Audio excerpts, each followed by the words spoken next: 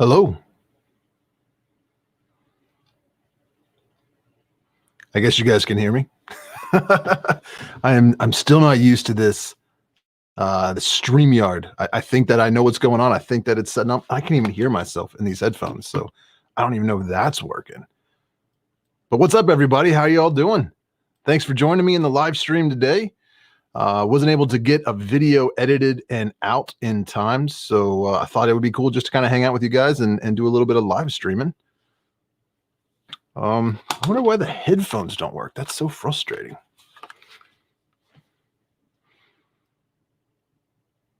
So you guys can you guys hear me? Can you hear me okay? Give me a thumbs up in the chat if you can hear me, because I can't hear myself. And that's frustrating. Maybe I get rid of that. That doesn't do anything.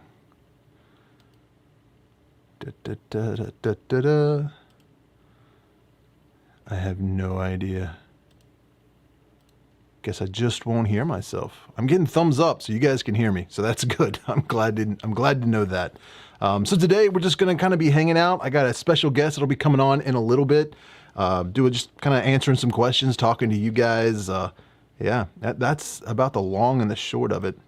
Like the video that I was going to put out today, it's been a crazy day. Like last night, our air conditioner went out, like completely went out. It just wasn't working. Like the fan was blowing, but it was like 80 degrees in the house. And then today it was like 92 degrees. So I called, who did I call? I called like the people that fix air conditioners, HVAC, and they came out.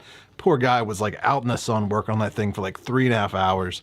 Finally just came in, was like, it's just busted, man. I've tried everything that I know to do, and I can't fix it. Your compressor's shot, and there's all other kinds of problems. So just kind of I'm gonna have to buy a new one. But the downside is we can't get you a new one set up and installed until like Tuesday. So I had to like run to the hardware store, get a air conditioner to try to get the temperature of the house like below 80. So yeah, that was a lot of fun. So instead of finishing editing the video, that was what my day was running around, kind of trying to take care of that stuff. But yeah, so, we got a super chat. Want to thank Corey just cause. But Corey, man, I appreciate you. If you don't know who Corey is, he's actually one of the moderators in my Facebook group, does a lot of work. He's a good guy. And so I appreciate your support, dude. Thank you very much. Super chat. That's very awesome. And then we got another, what do we got here? Channel member. We got a new, Rocky Mountain Spider Freaks is now a channel member. So thank you so much, Rocky Mountain, for becoming a member here on YouTube. I thought you already were one. Maybe you canceled it and reapplied. So channel member. But that's awesome. Anyways, I'm on a little bit of a delay. I'm trying to stay in the chat, see what's going on with you guys. Let's scroll down here. So we got, you just lapsed accidentally. Oh, well, that happens. I think I've lapsed on a few channels as well. Sorry, my wife is texting me. So we're here. What's new? My Florida bark scorpions, as I was setting up the mics, I kind of peeked in their enclosure. I've got another brood on the back of my female. So more Florida bark scorpions. And if you're curious, like I've got, what do I have? Striped devil scorpions, Asian striped bark, what do I got? Striped bark scorpions, not Asian forest, why do I keep saying that? Arizona bark scorpions and Florida bark scorpions, like scorpions, like little tiny ones. Once I separate this brood off her back, I'll probably be up to like 150. And I'm going to, it's kind of like what I did last time. I'm going to send them all to Fear Not Tarantulas and let them sell, because that's a lot of work. Oh, we got another channel member just came in, Cynthia Peterson. Thank you so much for becoming a channel member. That is awesome. I really. Channel member. I also really like playing those little clips. That's a lot of fun. So thank you. Thank you, Cynthia. I appreciate having you on. But yeah, and actually, I'm not going to ship them to her this time. I am going to drive them to Fear Not Tarantulas, because if you're a channel member here on YouTube, or you're in my Patreon community, then you know what I'm going to say next, because I've already announced it there. And also the people that just joined, Rocky Mountain Spider Freak, Cynthia, you can go on the community tab of the YouTube channel, and there'll be members only posts there that you can check out. There'll be like behind the scenes, sneak peeks, early access, stuff like that. Also have a members only Facebook group that you can join. Just make sure you answer the questions, and I'll get you added in there. And you'll get, you know, pet rock and roll. Amy says, play the clip. All right, for what is that, £2? I will definitely do that if I can find it again.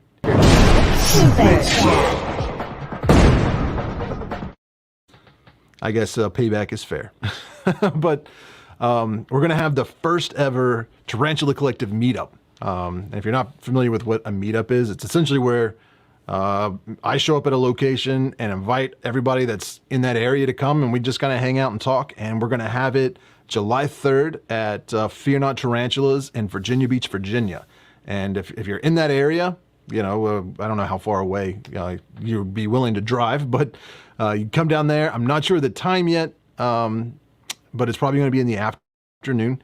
And we're going to hang out. There's going to be discounts, giveaways, food, and mainly we're just going to be hanging out and chilling and talking and getting to know each other face to face instead of just constantly over live streams and messages and stuff like that. So, mark your calendar. There'll be more details coming out. I'll officially announce it here in probably the next week or so.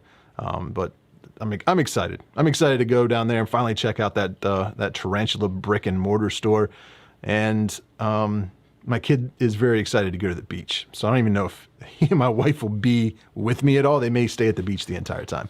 But that's just the first. That's not the only one. Going to be going out to Arizona, I believe, late summer, early fall, maybe the Tucson area. So I'll have to find a cool place to do a meetup there. I think I'll be in Chicago in October, or at least the Chicago area. So we'll do a meetup there in that area then. Hopefully we'll be doing one in Pittsburgh soon. Might be going to Philadelphia at some point, so we'll have to do one there.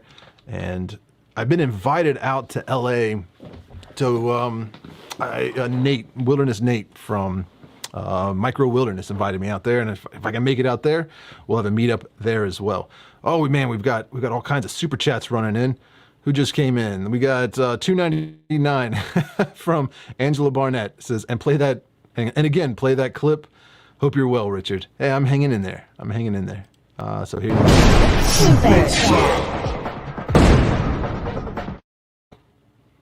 So thank you, Angela. I appreciate that. We got Mr. Grindler's Creature. Play it again for $2. Jeez, all right. I'll do it again.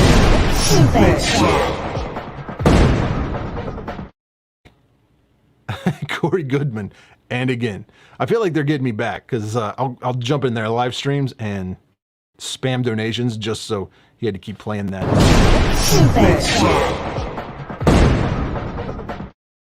But seriously, I really do appreciate all the donations, guys. We got another one, Rick Croney. He sent $5 or $5 Canadian dollars. I guess that's almost $5. I don't know what that thing is, but thank you, dude. I appreciate that, Rick. Sorry, I don't know conversions of other monies. What's the currencies? That's the word I want.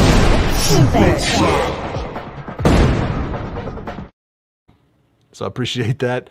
And Alternative Inverts. If you guys are not familiar with Alternative Inverts, he was one of the channels that was in my last video. It's an underrated channel. And I just want to say special thanks to Kyrian and Alternative Inverts for helping me out with a couple of my videos. He sent over some footage of tarantulas that I do not have, but I really wanted to add to the list. And it was just some beautiful footage. So I appreciate you letting me use that, man. So thank you. And this is for you.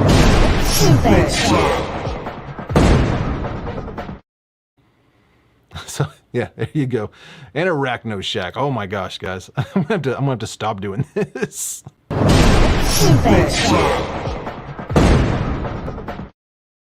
So thank you, Arachno Shack. I appreciate the £2 there. That was very cool. So what else are you guys saying in the chat, other than trying to get me to play that thing over and over again? I really want to see your beard plated with some beads. Would look cool. Yeah, that would be kind of cool. Alternative Invert says, so happy to help. Thanks, man. I appreciate it. It definitely came in. Oh, we got a question. Quick question. What do you think about the exotic layer YouTube? I should have read that before I posted it. I don't know him personally. I've never met him, never talked to him.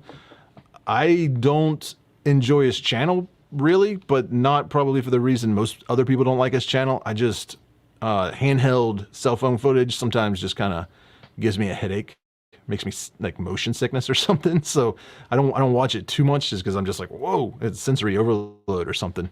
Yeah, but I don't dislike him. I'll say that. Let's see, what else we got? Are you going to, am I going to what? Are you going to film another stream with Brave Wilderness? I don't know. I haven't actually talked to him since like a few days after I filmed that podcast with him. I would kind of email back and forth for a few days and then kind of went our separate ways, but we did leave it on a good note, and he did say he would be more than happy to come back on at any time. So, you know, once we have something to actually talk about again, I'll definitely invite him on. Let's see if he will take it.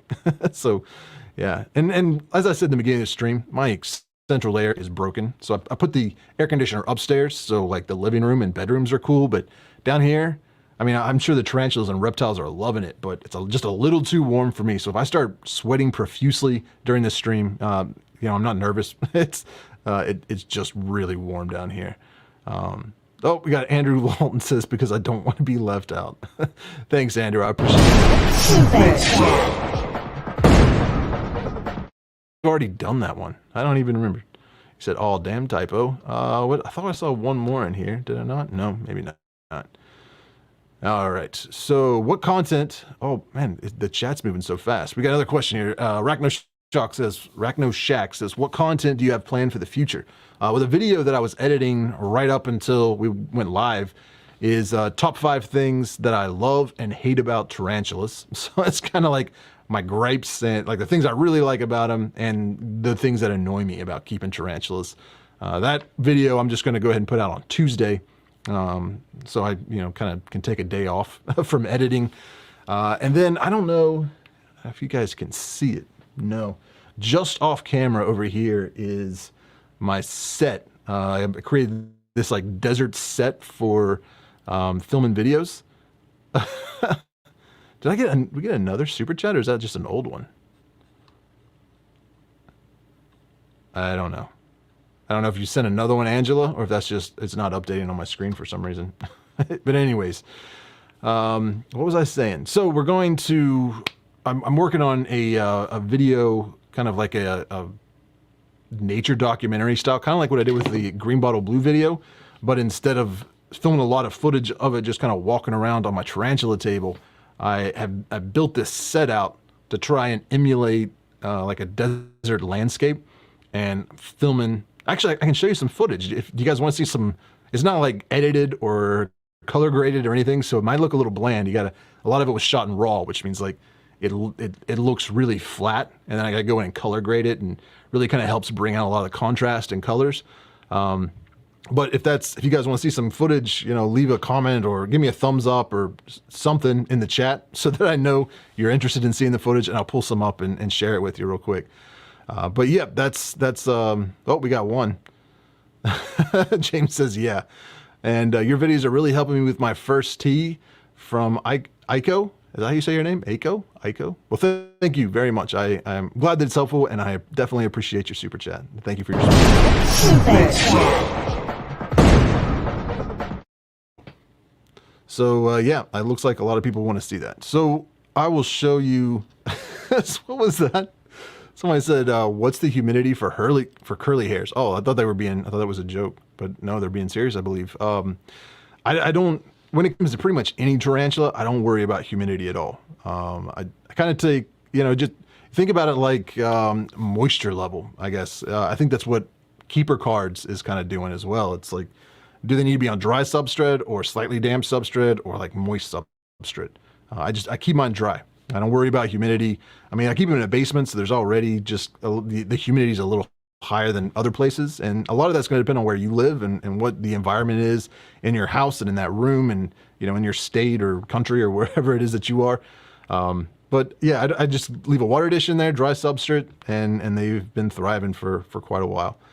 We got a special guest that's going to be coming on in a second, but before I bring them on, I'm going to show you a quick little sneak peek. Just got to give me a second to pull it up. But just some footage that I've been filming for this upcoming video, and I want to get it out as soon as possible. I'm telling you guys about it now. You're probably going to be like, "Ooh, I want to see that," and then it's going to be weeks. But what I'm trying to do is edit it in such a way that it is. Sorry, I'm trying to do two things at once. Like, I want it to look as much like a real nature documentary as possible. So I'm like really going to be obsessing over all of the edits and sound effects and all that kind of stuff, because I really want it to be like, you know, a Netflix quality. and then, you know, I got a whole bunch of them planned. I mean, if those go over well, if a lot of people enjoy watching them, the feedback's good, the views are good, I'm going to build another set that's like a tropical environment and get some of those tarantulas as well. And yeah, so let me pull up some footage real quick. I gotta remember. There it is. Let's see. I know there was some good ones. Oh, I think this is one of my favorite ones. Hold on. Yeah, this one's pretty cool. All right, let me. That was not the right button. Can I move that?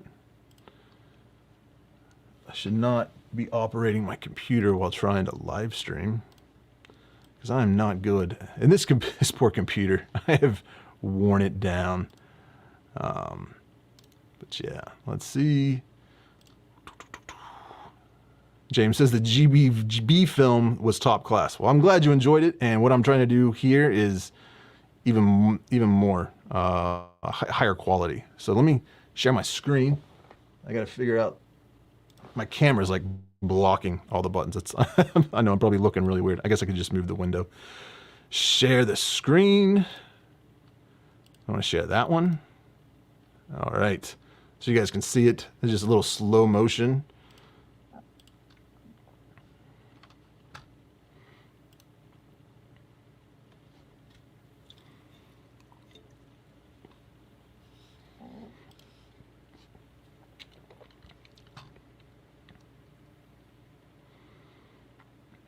So yeah, it's just, I know I said it was going to be about the fauna palma, and then I show you a picture. I just took myself out of the stream. That's not good. So yeah, I know that can be a little confusing, but I don't want to give anything away. But let me see if I can pull up some footage of, what else do we have here? Oh, this one was cool. Let's see, share that one real quick. Oh, I keep removing it instead of showing it to you.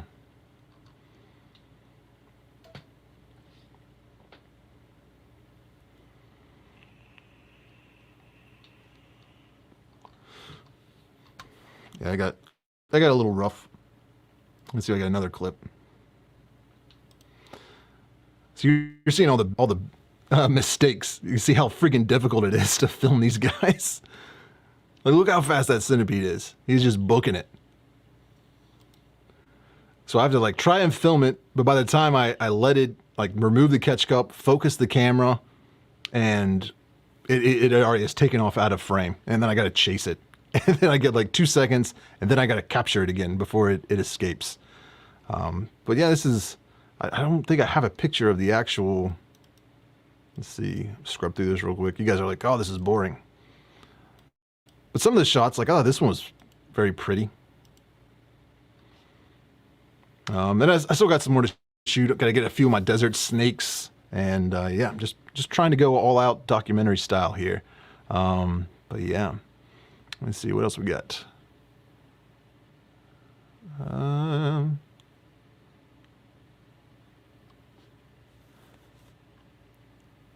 Alternative Invert says stretchers are getting bigger and bigger. What MM? I'm still at 00. That's where I'm at. The problem is that, like, I'll take them out. I usually wear wood plugs, so I'll take them out and put them on the nightstand to sleep because they're being itchy or something, and then I forget to put them back in for like 3 or 4 days, and then I got to put them back in. They don't fit anymore. So these are like the only tapers I have left. So I stick those in for a few days, kind of stretch them back out, and they're good to go. But yeah, so that's, you know, some desert, or what are those, blue death feigning beetles, centipede. And then, you know, I believe I got a little footage of, the worst part is, like, what's really frustrating is, like, what I can't show you guys is all the footage from the new camera. Because my computer it can't even play it. Like, I load it and it just doesn't do anything. It's like I can see the file, but it can't even like generate a thumbnail. Oh, I should mute that. Sometimes when I'm recording, I'm whistling and singing and talking to myself. So hopefully you guys haven't been able to hear that the entire time. That would be very embarrassing.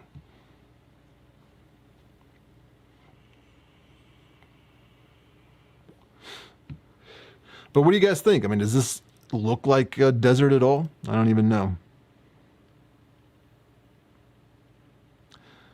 And John Best says, sorry to hear about your camera. I would love to see your footage. Yeah, I just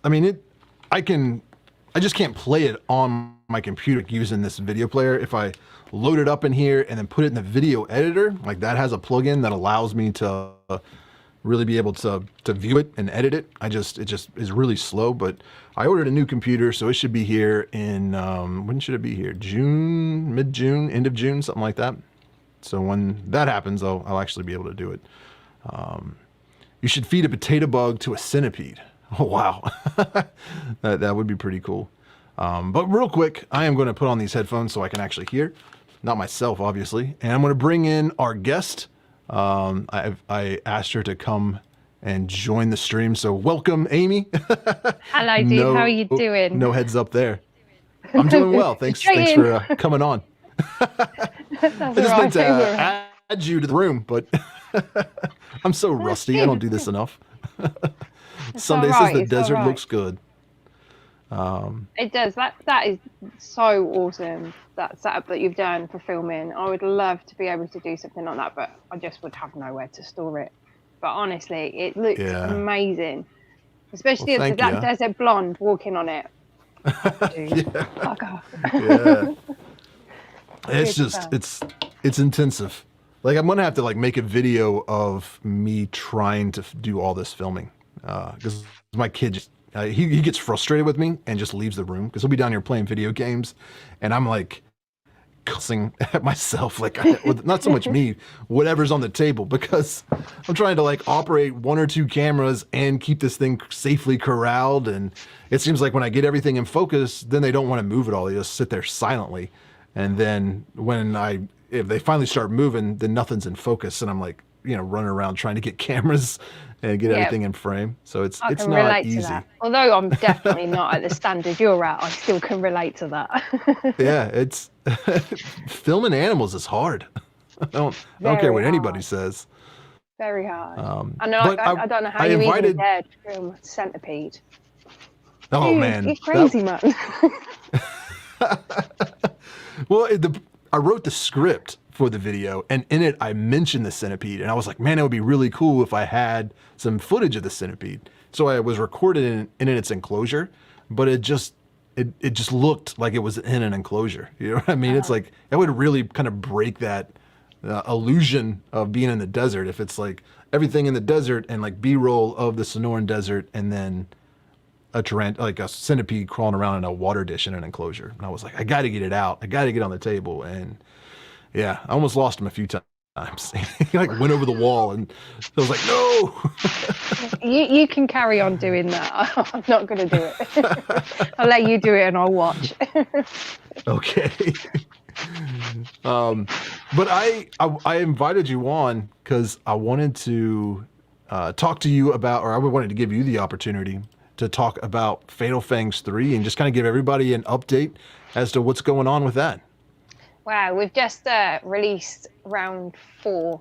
So on Wednesday just gone, there you go, you see, there's the cock-ups that we make as YouTubers. So we just released round 4 last week, which was absolutely epic. And so next week on Wednesday will be the semi-final. So we'll see who goes through from round 4 to the semi-final, and we'll have a look at the semi-final battles. And I can say categorically now that the semi-final is outrageous. The clips that are in it, it's just, whew, and no alternative inverts. I'm not telling you who wins. I don't think I even know who won. You don't know, do you? The judges don't know. I haven't told any of you. Rob was saying, oh, come on then, are you going to tell us who the champion is? Like, no. No, you gotta wait. I didn't even think to ask. I guess I just assumed whoever I vote for won. Well, I'm not saying a word. I got Only a pretty person good that knows taste. is me. Only me. So Yeah. it's awesome. It's been absolutely fantastic, and it just gets better every time. Yeah. Every single round, it just gets better, and every single person that's in it, all of the YouTubers that came and entered it, they all did such an amazing job with all of their clips. And once the tournament is over, I will be doing what I'm calling the after party, and it's where I'm going to make Okay. sure that all of the clips that didn't get seen because the channel went out at whatever round it was, I will play all of the clips so that they all get seen, because it's important that they do get seen, in my opinion, because everybody puts Okay. so much effort into it. So That's awesome. I do want to real quick say happy birthday to John. Congratulations for being a year older. it was It was a good. tough year to survive.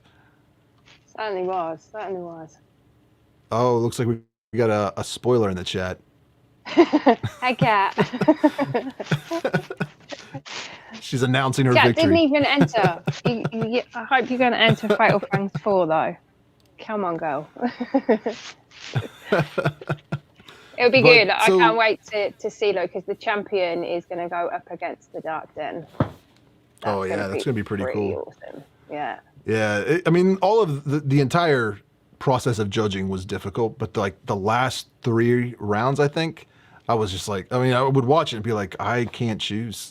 Like every know. battle, I was like, I don't know, I don't even know. I'm gonna flip a coin. I mean, not really, but there were a couple of them I actually had to like write down pros and cons, and you know what I mean, like really kind of like tally it out and see, because just overall first impressions, I was split right down the middle. It was difficult. Yeah. But you weren't the only one. The other 2 judges, so Kelly, Critters and Creations, and Rob, IBNS Arachnids, were saying exactly the same. Like all 3 of you were just like, "Oh my god, I don't know who I'm going to choose." Like, and Kelly was she was like, "Amy, why did I even agree to do this? I can't choose." But she did, which is cool. So when's the next round of battles coming out? So next Wednesday will be the semi-final, 8 p.m. UK time on my channel. It'll premiere. All of them have premiered. And then the week after will be the final battle, but you won't find out who the champion is until the week after that. Yeah, nice. Making everybody wait. And Just 'cause we and can. the winner of the competition, other than going up against Dark Den, what else do they win? So they win a trophy, and they win a T-shirt, they win a mug, they win a keeper card as well. So Danny Damon from Keeper Cards is going to be putting together a Fatal Fangs 3 special keeper card pack, and it'll have the YouTuber as a YouTuber hero card, so the YouTuber who's the champion. Excuse me. It'll also have a spider, so a tarantula card, but it'll have to be a tarantula that they've featured within the tournament, or a spider that they've featured, because not everybody chose to use tarantulas. Some people use true spiders. And I think he's putting together like a kind of like an info card as well. So there'll be this huge pack, and it'll also include a poster that will have every channel that entered the tournament on it, which is absolutely fantastic. They will also win a 30 by 30 by 30 enclosure from Mantis Den, and a subscription box from Creature Crate. So Creature Crate over here in the UK, they are a subscription-based business where you pay a subscription each month, and then each month you get a mystery box, which is pretty cool. What's in the mystery box? Like, what is it they're sending you?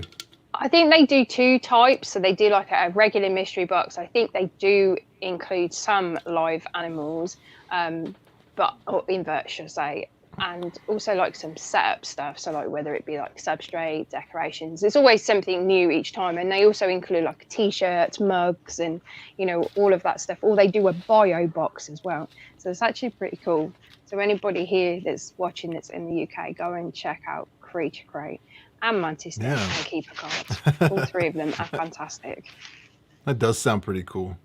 I Yeah, found it is this pretty cool. screw on my desk. I don't know what it came off of. It's camera equipment, I'm sure. So hopefully nothing's Let's about to hope it's break. not your chair. That would be very cool to have like a prescription, a subscription box for inverts. I It think would, that would. yeah. I wonder if anybody's It's a doing that in the really cool U.S. idea. That would be pretty rad. It would be good. I mean, it's a new thing, so it's run by Lee's Creature Features. So Lee is a Oh yeah, YouTuber, and it's run by him. And Robbie's Talking Teas, I think, runs it with him. And they came up with the idea kind of back end, I think, of last year, and then kind of really kick-started it this year. And it seems to be going really well. So yeah, everybody's raving about what they're getting in their boxes, and their yeah. merch is amazing. Like some of the designs on the t-shirts and stuff is just, yeah, fantastic though. It's very cool. Well, hopefully, if it's successful, somebody will start doing it here in the U.S. if they haven't already. I think that'd be Yes, pretty cool. I also it could would be see pretty it cool. being very stressful. So it's not something I would Yeah, really want to do. I don't think I'd want to But do it, but still. yeah, Tarantula Cat said she is too disorganized to join the competition. Maybe next year you guys should have her be the boss, the boss battle at the end. Maybe watch this space. Watch this space, and we will All right. see. Let's see what else we got. Oh, thanks, Michael. I appreciate that. I agree with that, So that was a Michael. question at first. Let's see. If you guys got any questions about Fatal Fangs and the competition, anything you want to ask Amy, go ahead and drop that in the chat. And if you got any questions for me, you can do that as well. Let's I see what see we there can was do. a question. Let me just see it. Where was it? Where's it gone? Paul Cheesy said, Amy, are you a Brummie? No, I'm not a Brummie, but I'm not too far away from Birmingham. But no, I'm not a Brummie. You're not a what? A Brummie. So a Brummie is like somebody that lives in Birmingham, which is not too Okay. far away from where I live. I can kind of get there within an hour in a car, but no, Nice. I'm not from there. Lewis asked if I plan on doing a video on the Megaphalpelma robustum, and I have no plans on covering that species because I don't have that species. I do have another species of Megaphalpelma, so once it's a little bit larger, I'll probably do a video on that as well. That's like the downside of making these videos is that I really want him to be at least like up in age, like large juveniles or adults.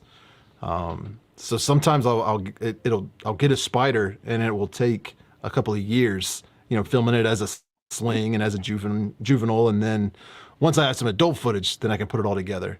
And I mean, I've got you can't see it, but like a hard drive. I think it's 14 terabyte hard drive, just filled with footage, all separated by species. So I'm like slowly building up a library of tarantula footage so I can make some of the videos on these species once they get a little bit larger. But yeah, so in the future, hopefully, but nothing in the short term. Always good to have a plan. Yeah. Right. Question for Richard: can you make me videos for me, but let me take the credit? We'll see about that. That's funny, Sardex. Yeah. I mean, for the right price, I guess anything's available. And it depends on what kind of videos we're talking about. This is it. Like, my wife keeps asking me to do videos for like people she works with or people in that field. She like works in not for nonprofits, like dealing with I think where she works right now, they're dealing with children that have been physically or sexually abused and getting them help and stuff like that. And then for a while she worked at a battered women's shelter and, just kind of in that field. And it's like, I make videos about tarantulas. Like, I don't know how, what it is you want me to bring to this space, I guess.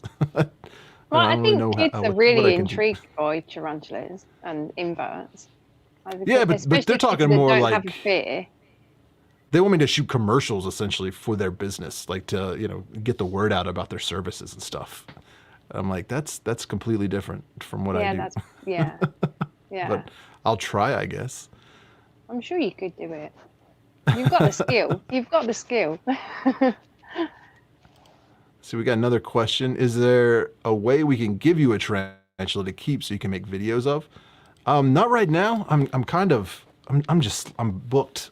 I got no more room for any more tarantulas right now. I actually just had to go out and get another shelf because of some of the tarantulas and mantises that I've gotten recently. So I really don't have room to add anybody else at the moment.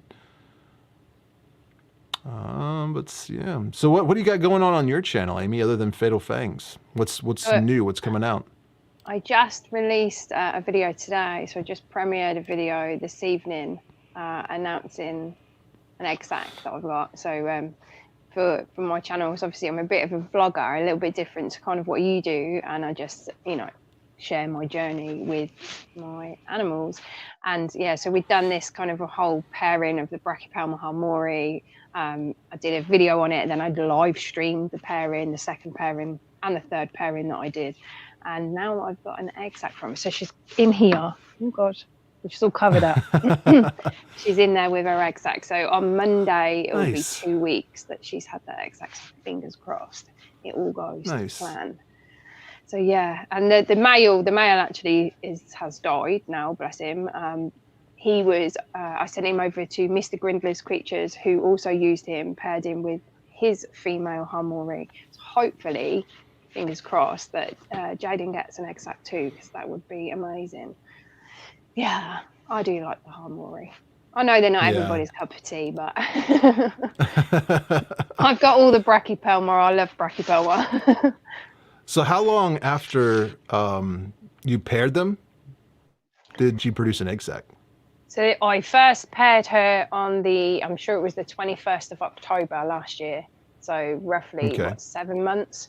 About 7 months it took. But from what I'd read, a lot of people were saying that it takes about 13 months for him to drop an egg sac from the first pairing. So for her to do it in 7 months, yeah, I was really impressed with her. But I've had this female since she was Diddy. She was like 2 centimeters, maybe 3 centimeters. So I got her about 8 years ago. Oh, so I'm just hoping that she's gone, all right, I'll just do it for you. Live with you long enough. My mother is in the chat. Paula Stewart, that is my mom. Everybody say hi to my mom. She says, I did shoot a commercial. She was actually in it. She lives about 4 hours away, and she was coming up to visit for the weekend. And before I started doing this full time, I was working for my friend and trying to like find something I could do there that incorporated, videos and YouTube and stuff like that. Cause I was just burnt out, doing what I normally do there. So I shot like a little social media commercial for him, and she was in it. She was the lady selling her coins and jewelry. That's cool. It was a lot of fun. I didn't even really give her a heads up. It was like she pulled into town, and I was like, swing by the office first so I can say hi to you. And she like walks in, and we're setting up lights and cameras, and she's like, "What's going on?" I'm like, "Oh, you're gonna be in a commercial." Yeah, just stand there, just do this. Spring it on her. Best way. yeah. That way she didn't have time to get nervous or anything. Yep. Or back out. Yeah. That's pretty cool. Corey says, we enjoy your redheaded stepchild. I am her full-fledged son. It's not a stepchild. You have the best name. I'm Paula too. Oh, that's awesome, Violet. Well, my sister's called Paula, so it's a good name. Oh, nice. Yeah. Paul says he's going to subscribe to Pet Rock and Roll. Never heard of it before. Thank you. Heck yeah. Thank you very much. Paul, you should check out the video I just put out Tuesday because it's got 10 YouTube channels that you probably maybe have not heard of before that you should definitely go check it out. And Amy was one of them. Pet Rock and Roll was on that list. So yeah, thank you for that, dude. I appreciate that massively. And it's so weird because just to even be sitting here with you, I used to watch your live streams way back when your channel was compared to what it is now. It was pretty small back then, and I would message in the chat, and you'd never see my message. You had no idea who I was. It was like my message, and then it'd disappear. But it was all cool, and I really, really used to enjoy your live stream. And then to now be sitting here with you, it's like It's madness. Like, I still Well, in my fangirl it. defense, back then, a lot of the times I was doing the live streams on the table and was like rehousing tarantulas and stuff like that. So I wasn't watching the live chat No, at no, all. It was yeah, no, more, I saw it. don't lose the spider while you're live. Even it, Yeah. and even at that, that happened a few times. I think I dropped a glass mantis enclosure once and cracked it right up the back and had a huntsman spider take off on me. So, Nice. but lucky I was able to find that one. But yeah, so everything's going well for your channel. You just crossed 2,000 subscribers. Is that right? Yeah, so yeah, that's kind of thanks to you really, because I was about 100 away, I think, on the morning the day you released your video of your top 10 YouTubers that you're sleeping on, and then by the end of the day, yeah, I'd crossed over the 2K, which is awesome. So yeah, thank you for that. I'm sure I would have got there in time, but not that quickly. I did not expect it, not that much in that short space of time. So. Yeah, you can't give me credit for that though. I mean, Why? you did all the work. You got yourself like 98% of the way there, and then I just kind of just pointed a few people in your direction and pushed you over the milestone. So it's not. It. Wow. Still, thank you. You didn't have to. You didn't have to include me. You know. Oh, but I enjoy watching your channel. So Oh, we got another one. Anne says, I will subscribe once this is finished. Thank you, dude. Awesome. Let's see, we got another question. Does your wife hate tarantulas? My wife doesn't know. She will kill me. It's not good to hide things from your wife. I've learned that one for sure. She doesn't hate tarantulas. What I think she hates is the sheer amount of tarantulas. It didn't matter what it was. Like it could be puppies or birds, or when you have this many of anything, that's probably going to cause a problem with your wife. It could be comic books or action figures. It's not going to matter. See, I am the wife. In my relationship, and I'm the one with it all. So, but I do get, do you think you've got enough now? And I'm like, no, because I've got this little space here. Yeah. So how does your husband really feel about it? Like, is he involved in the hobby with you, or is it just kind of like your crazy thing that you do on your own? Well, no, I mean, when we were first kind of together, he had tarantulas, and he had them when he was a teenager as well. So it's not something that he doesn't know anything about. The booming of it and the getting loads of them and being addicted to getting them, that's all me. That's all me.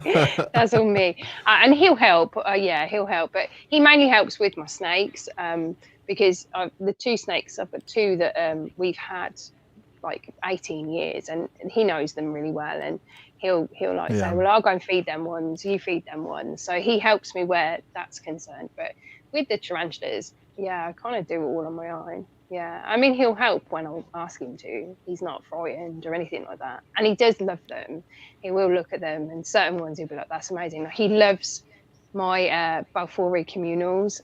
That blows him away. That does. But you've got all these spiders in the same enclosure, and then when they all come out at once, it's like, oh my god, look at them.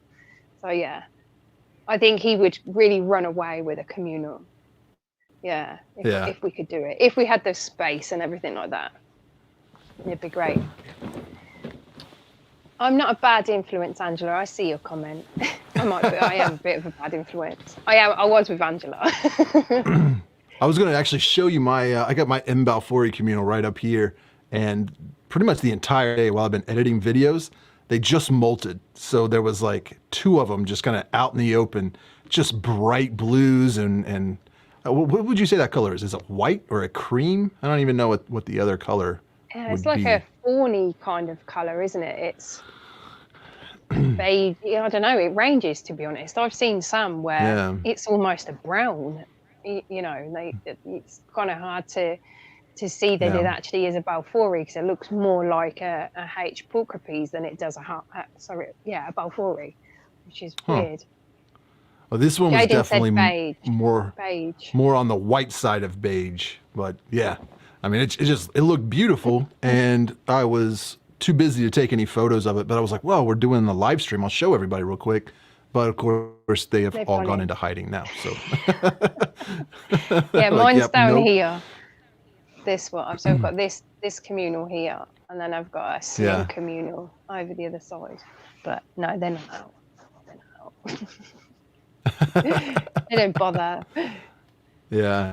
Well, I'm actually seeing the size that they are now. I'm going to have to rehouse them into a larger enclosure. So I reached out to Tarantula Cribs and was Oh, like, hey, you got those new? Because I have a bunch of their largest enclosures they have for sale, but they just came out with like a prototype of, I don't even, it's probably like around a 10-gallon or larger size.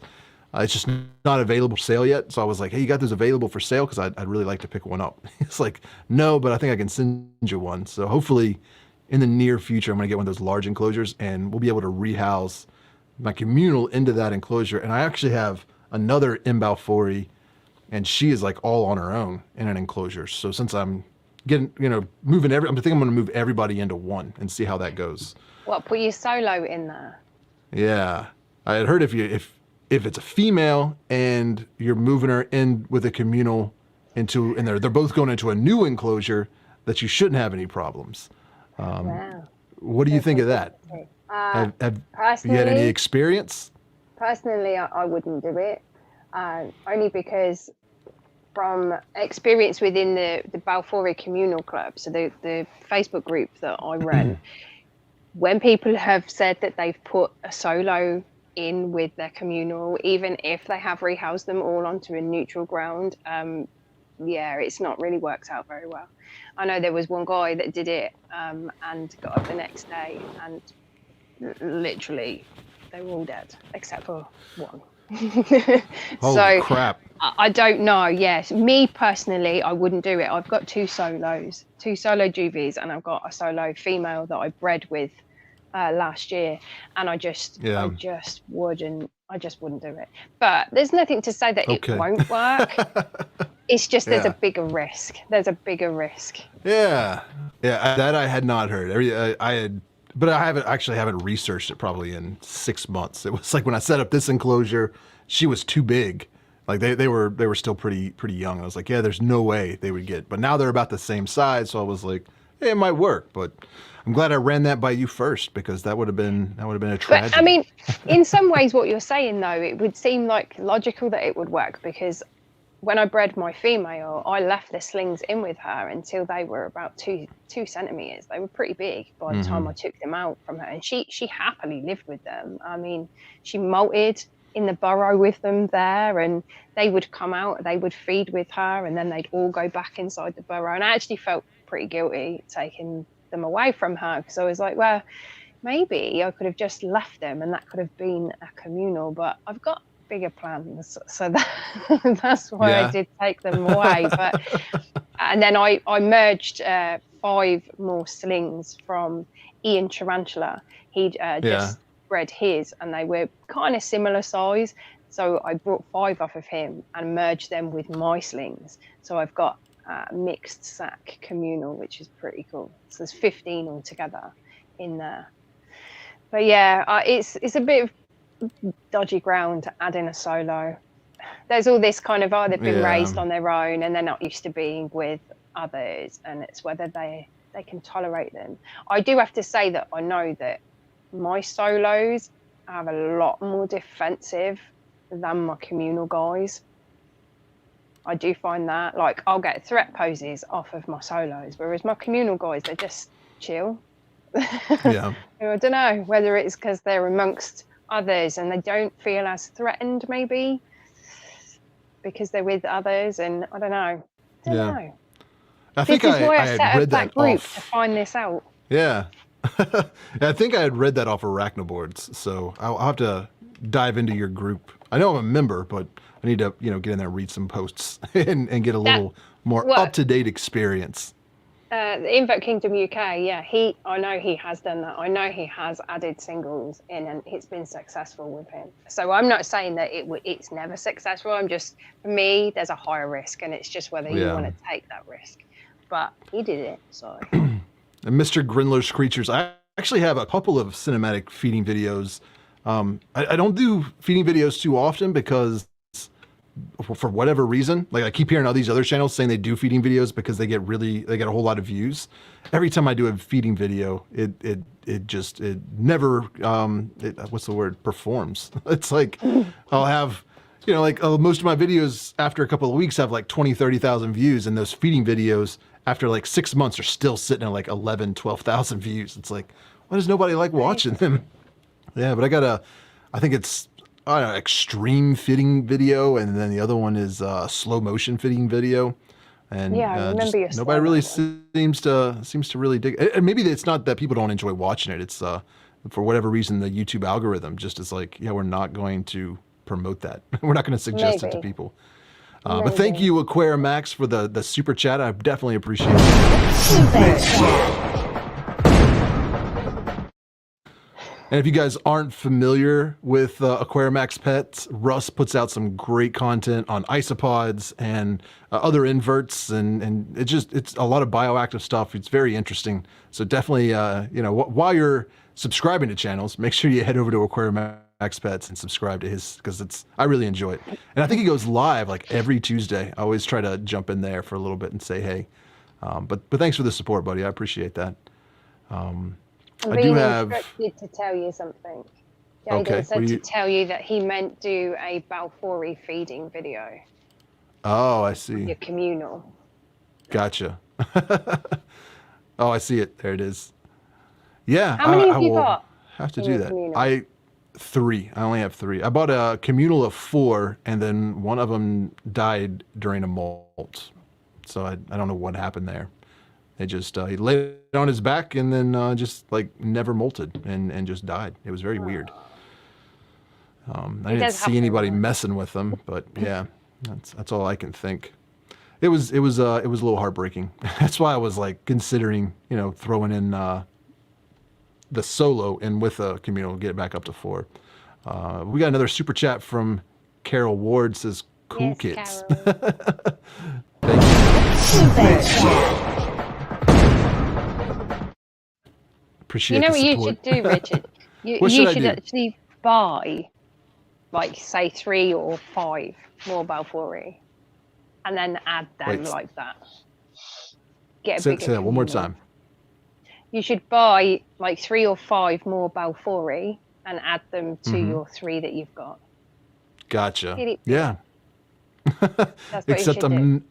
Except I'm not buying any more tarantulas right now. But Like, they're that all would- in the same that would enclosure. It's not like 5 more enclosures. That's true. Tarantula Newbie says, also go check out Pet Rockin'. Thank you. Oh, you've just froze. Does that mean I'm frozen? Can you still see me, guys? Super chat. I I don't think know what I broke happened. it. I broke it. tried to play that video and I'm telling you, my computer just is like, it's just tired of my crap. It's like, I'm just not working for you anymore, man. I've I had enough. don't get it. Like in my mind, I think of it like a car that I've put like 300,000 miles on. And it's like it runs, it just doesn't run very well anymore. I don't know. Chokes a little bit. Yeah, I'm not a computer person, so I was like I watch YouTube videos and I talk to some friends that are into computers and they help me kind of optimize it, and it'll work better for a little while, but then it just starts being crap again, and it's just I don't know. That's why I was like, my friend that was helping me build my website was like, I'll help you build a computer. It will make it like so we can edit 6K video and it will last you for years. And I was like, awesome. And then all he did was send me a list of parts. Like it was like a shopping list. Like you need to buy all these parts and then you put them together and you have an awesome computer. I'm like, it's the putting it together part that I'm not cool with, man. No, I wouldn't be cool with that either. I was like, are you going to help me? And he was like, well, I'm moving to Pittsburgh in a month. So as long as you get all the parts in by then, that should be good. And I'm looking at them and a lot of these graphic cards and stuff are like on a back order for 3 months. I'm like, no, I'm not doing this. I appreciate your help, but yeah, if you're not going to be here to put it together for me, I'm not going to do it because then I'll just break it all. I know that's what will happen. I couldn't But do it. I couldn't build a computer. I just bought myself a new laptop. So yeah, I just go to the store. That's me. well, that was the issue. Is that that was what I was gonna do. I was looking on Best Buy and a bunch of other like retail stores, and the computers that they had were just they weren't good enough. You know, like it was, or they would be, but they would be like $20,000. And it's like I know I can get this for a lot less than that. Because like the part list he sent me was like 3,500, so I was like, if I could find it, and I ended up finding some. It was a really kind of coincidental situation because like I was searching online, was looking at all these like different websites that like say they custom build computers to your specs, and I had like sent a few emails, you know, to kind of like talk to these people. And nobody was responding. And then I was on this one website, and a little chat box popped up. You know, there's like annoying things that like little bot chats that show up on websites. And I was like, oh Yeah. God, this is annoying. So I was like, yeah, I need help, like kind of sarcastically, like this is what I need. And I need it under this price range. And the guy was like, I think I can help you out. Give me your phone number. I'll give you a call. And I was like, whoa, this is a real person. And he called me, and it turns out he's also a YouTuber, has a YouTube channel. It's called Everyday Minimalist. And he used the same, I think he said he used the same camera that I use. So he knew already like what kind of raw files I was dealing with, what kind of processor and graphic cards I need to be able to render those. And just like, he's like, give me like 2 minutes, and then built a computer that will handle everything I'm trying to do. He even like went to my channel and watched a few videos to kind of get an idea of my style. And he was just like, yeah, I'll get you hooked up, man. And gave me a discount. And I was like, this is awesome. That was just So I was like I lucked written in out the there. stars. Yeah. I was like, man, Imagine you that. you saved the day. And he's like, oh, I'm happy to help out a fellow YouTuber. So it's like, that's cool. And the nice thing is like all of the bloatware and crap that you don't really need, like none of that's going to be on there. It's pretty much stripped down to like surf the internet and edit videos. Like that's pretty much all I'll be able to do on it, but that's all I need it for. I don't use this for anything else. I'm not playing Fortnite or anything. Well, that's it. yeah. So why have all that baggage when you don't need it? Exactly. There was another comment up here, and I have lost it because I was too busy talking to you about computers. Sorry. Oh, I do have. I want to show you this footage I got of this Arizona bark scorpion. This thing is. Let's see, my computer's freezing up. This thing was nasty to me. It was not a friendly scorpion. I was going to say, it doesn't look like a friendly scorpion. No, it did not want to come out of its. I have that in a communal enclosure with like 4 other, and they're usually pretty calm, but this one, I was hoping I could find the clip of it. It actually like struck the camera lens a few times. It was like tried to sting it. I was like, what the heck, dude? See, but how sick does that look, Richard, walking across that? Yeah. Oh, It that's looks the so good. that's Is that the Arizona desert. Scorpion? That's the desert hairy scorpion. I got one of those. Angry little Yeah. ball of angriness. Yeah. And they do not like being filmed. No. But they're so beautiful. Yeah, they are. And I think, especially with like the lens I'm using, it requires so much light that any invert is going to freak out. You know what I mean? Like as soon as I remove that catch cup and all that light hits them, they're just like, I don't know what's going on, but it's way too bright. I'm getting out of here. But I love that camera angle. If I could be so self-indulgent. But yeah, we'll stop doing that. That's no, but that's so cool. I just love it. I think it looks mint, honestly. And this is Yeah. just so people have like an idea what it is we're talking about. See, how do I do that? Make that large. This is what we're filming. Oh, I did it again. I keep removing it. But that's the setup. So it kind of has like that's the camera with the probe lens, and I guess there we go. That's the camera with the probe lens, and then that's like a light over here. But yeah, that's the setup. That's like the new tarantula table. And these are all It looks fake. so good. Yeah, I mean when you look at it like this, it kind of looks a little ridiculous. Like I think, but on camera, when all that's kind of blurred in the background, it seems to look okay. Just pop. Yeah, it does. It looks wicked. Yeah. How big is it? Is it? I mean, it looks pretty big. I mean, big? it's the coffee table I'm always filming on. Like I built the box to fit perfectly within the on grooves that. of that coffee table. Yeah. So I mean, that's like, I don't know, 3 by 3, 3 feet by 3 feet. So a yard. Wait, not a yard. A meter for you guys in the UK. I don't even know if that's right. I'm just talking out my butt. I don't know. I don't do things like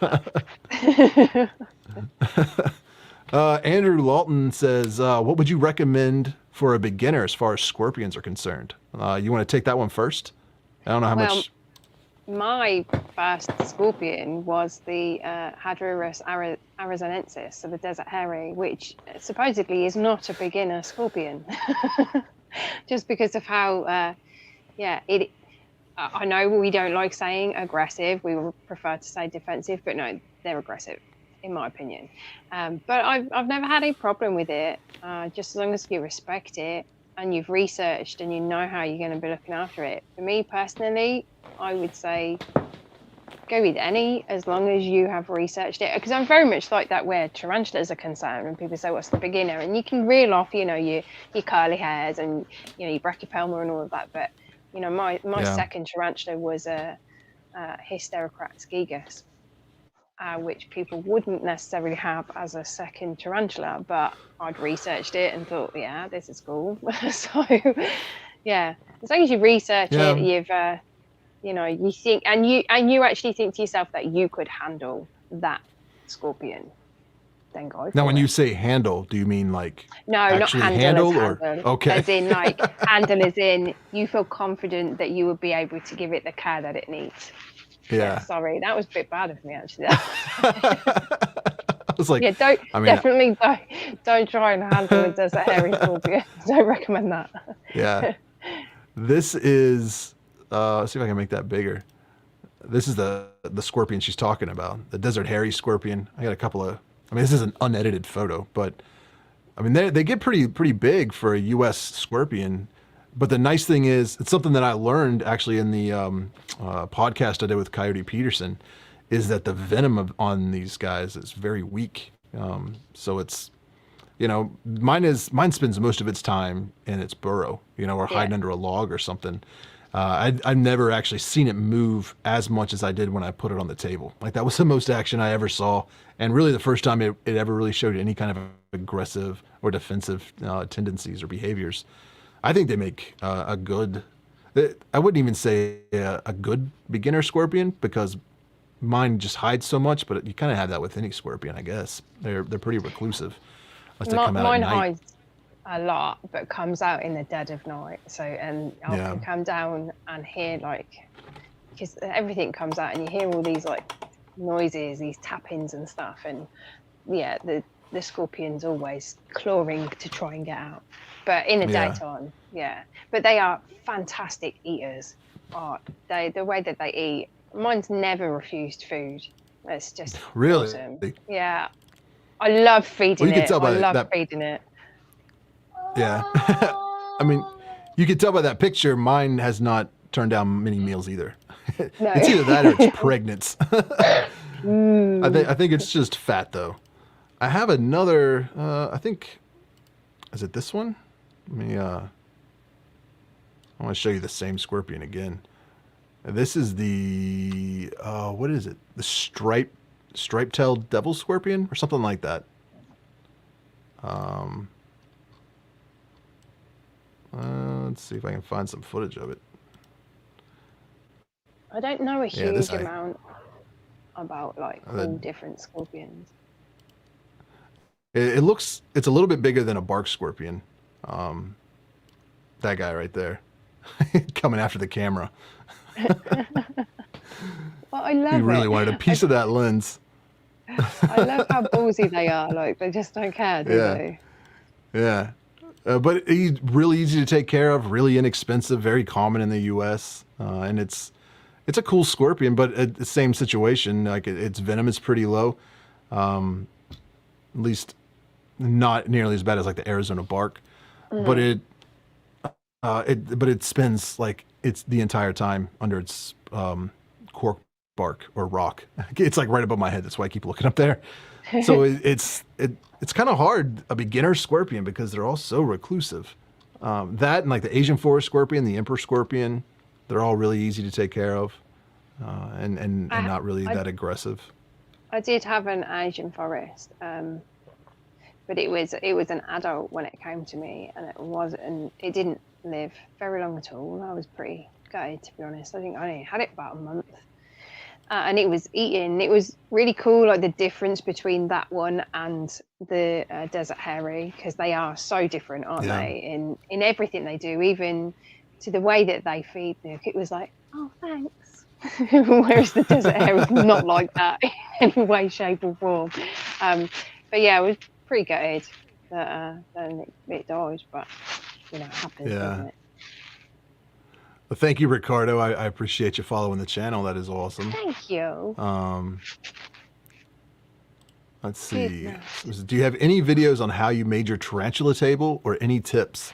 Actually, I didn't even make the tarantula table. When my wife and I got married, this was the coffee table that she had, and there wasn't anything wrong with it. She just, for whatever reason, was like, we're living together, a new family, need a new couch and a new coffee table. So, and it was pretty worn. Like when you see the footage, film on there, you can see that the stain, like the wood is worn. I like the way that looks, but I like the way she got it. It was nice and finished, and she was like, we need to get a new one. So we brought this downstairs to the basement, essentially, like because like at the time where I have everything right now, this was like the rec room, I guess. Like there was a couple of couch, like a couch and a love seat and a TV and a kid's Xbox and all of his Nerf guns and Legos. And it was just kind of like a playroom. So we brought this down here so he could build Legos on it. And it was like, when we did that, he maybe built Legos on it once or twice. And then he still plays with Legos, but he's more into Xbox now. So it just wasn't getting used at all. So then I started using it to feed tarantulas just because it was convenient. And then I was like, well, this might make something good to film them on. And it's like, just the way it's built with the little lips around the edges and everything, it was perfect for what I wanted. So just works. Yeah. It's not something you can build. I think Mr. Grindler's Creatures kind of built his tarantula table based off of it, but it's he did. And he's got just to plug his video, but he does have a video on how he built his. Sorry. So there you go. Check out his video. Show you how he built it. Now, as far as the desert set that I built, I started filming that whole process and then stopped because I was like, I don't know if this is going to work out. I don't want to spend. It just makes everything take twice as long when you're filming it rather than just doing it. It really does. And I was getting frustrated. I was like, I'm just going to enjoy building this and not even worry about trying to film it. So I was taking pictures and posting it in my Patreon group and for YouTube channel members, so you guys could kind of see what was going on behind the scenes. But if this works out well, I'm going to build a tropical one, and when I do that, I will make a video out of it. It's good. Yeah, I think that would be interesting. That's cool. Let's see. Michael says, "How can I get in touch with you offline? Please, I would like to discuss something with you both when you're not busy." I have an email address underneath in the description of all my videos. I don't know how you can get a hold of Amy. I have a Facebook page. You can message me through that or through my Instagram page. Either or. There you go. Yeah, Instagram's very. Whoa, hi, where'd you go? It's difficult for me because I get so many message requests there. They get buried, and it's so much just ridiculous spam, like fake accounts and people wanting Amazon reviews or to, just stupid. The big thing now is mobile games, like these apps I've never heard of. They're like, we want to advertise on your channel. And it's like, yeah, I feel like you're trying to scam me. I don't, and even if you're being legit, nobody wants to play your crappy mobile game. No. I mean, I'm not always on Instagram. I don't go on it. It's not my main platform. My main platform would be Facebook. alongside YouTube. But I do like look. I try to look. So I might not get back to people straight away, but I try my best to get back to everybody. But yeah, I know what you mean by the spam messages. Get them. We all get them. You're just like, Violet. Violet says you definitely need to film it, so I will do that. I also felt the reason I didn't do it is because it's not an enclosure. It's like I was like, who's gonna care? Like nobody's gonna build this so they can like take their tarantulas out of enclosures and watch them walk around. Like it seemed like a very, very niche kind of niche thing, like something that only I would be interested in, and maybe a couple other people that film YouTube videos. So I didn't think it'd be something anybody would really like. We had another question. Where was that? Oh, Angela says, you both need a PA. I'm available. What is that? Personal assistant? Yeah, Angela is already admin for me. She does she helped me massively with Fatal Fangs when I was putting it together. I mean, she doesn't know like who went through and the rounds and stuff, but she was there every step of the way. And I was like, oh God, or I can't do this, and she'd be like, calm down, it's fine, you can do it. Yeah, she was definitely there for me for that, and she's fantastic. Like she admins in the Balfour Communal Club group as well. She's great at that. Nice. She's great at that. So I recommend her. I recommend her. Okay. Yes, Dusty. That's pretty much it. That is what all of those messages are. We want to talk about your car warranty. Oh, we got another super chat. C-Class Citizens, just picked up my first sling. It is a Poecilotheria regalis. You inspired me to get back into teas. Any specific tips for this tea? Much love, y'all. Super chat. Well, thank you so much, C-Class Citizen, for the donation. I appreciate the $5 and that super chat there. I actually have a video on the Poecilotheria ornata, and I keep my regalis essentially exactly the same. I mean, if you got it as a sling, that's the best way to do it, in my opinion, because you really get to develop as your tarantula grows, and it really helps build confidence. But yeah, somebody else just said P. regalis sling likes to burrow. That was not the right one. Where did I just saw it? I go to click the. It's like I go to click the comment, and then it just jumps up real quick. Yep. And it was like right. Oh, there it is. Oh, I did it again. As I was getting ready to click on it. There we go. I have a P. regalis sling. Likes to burrow. Add substrate. Yeah, a lot of my Poecilotherias, when they're slings, like to burrow a lot. But I still put a vertical cork bark in there, and they kind of made their dirt curtains. And do you have this species, Amy? No, I don't. The only Poecilotheria I've got is the ornata. He's a mature male, though. And I did have a Tigrina Wesselii, if that's how you say it, Wesselii. But I gifted that to Jojo. We did a swap. Aww. Yeah. How's Jojo doing? I think she's doing well. Yeah, I think she's doing good. She's been kind of backed off from it, like YouTube and stuff, but I think she's hoping to come back. So yeah, she's doing all right. Right. But yeah, I gifted it to her. So I'm not kind of into that genus. Oh. They're beautiful. They are, and yeah, I'll probably get shot saying that. But Amy's getting cancelled. I don't know. I don't know. Maybe one day I'll have to see. I do like the Metallicas. Yeah, they are really cool. What's up, Arthropod ambassadors? Nice to see you in the stream. I really enjoy the Poecilotheria genus myself. That was one of the first Old World Arboreals I ever got, was the Ornata, and she is such a cranky girl. She just will throw me a threat post sometimes for no reason, or I'll walk by her enclosure and I'm like too close, and she'll just start running laps. And she's big. I mean, she's like pretty much full grown. She's like kind of nice 8.5 inch leg span. I mean, she is massive tarantula. I thought she might be behind me. She's where would she be? She's in this enclosure right here that you can barely see. But of course she's hiding. Usually she's like out on the glass, and it's like I've been considering getting a taller enclosure for her, because she's got enough room, but I think that if she had an even higher enclosure, she might really be able to make some use out of it. But yeah. Maybe. Oh, you're not alone. Violet says they don't really grab her either.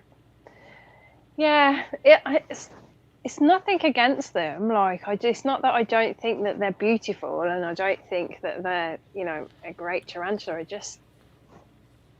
They just don't do it for me. I don't know why. I don't know Yeah. why.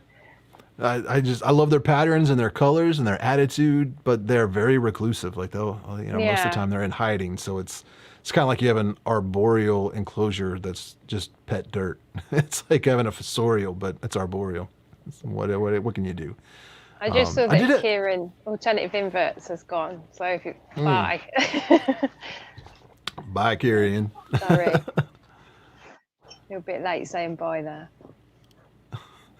Corey says I'm out. I don't need all this negativity in my life. Sorry, Corey. Hey, you guys, Sorry. don't be bashing the post-Lotharia here. Sorry. No, I'm not See, bashing them, not at all. I do think they're beautiful. They're just Yeah. not a tarantula that, you know, I have maybe some species like that, like the S. calceatum or whatever, the feathered leg baboon. I'm not a huge fan of that tarantula for whatever reason. I don't have one of them. Oh, Hey, Tarantula y'all. Ross, glad you enjoyed the podcast. I thought there was another there's- question here, but There was a question about the tarantula room enclosures, I am looking how for you- it. finding them. Well, if that's the question, I don't know who asked it, but is this it? Ah, Ah, there we go. Do you have any experience with them, Amy? yes, I do. I do have. Right at the top. So, I mean, if you see, like, my collection goes up and up and up and up and up. So you'll see kind of here, I've got them. I've got the cylinder ones, and I have to say, whilst it's a good enclosure, it's not very practical in that it takes up a lot of room because it's cylinder and they don't stack. I don't know whether they have changed the design and they can stack now, because I bought mine quite a while back. Yeah. I've also got a GBB in one that's over the other side of the room. They're okay. Like, I had to drill holes in the sides for ventilation, but other than that, yeah, they worked okay. I Cool. wouldn't bash them at Do you all. have I'd to- say they're good. Do you have to use a ladder to get to those tarantulas on the top shelf? Yeah. Yeah. I was like, Yeah. that looks really tall. Yeah. How are you reaching I have those?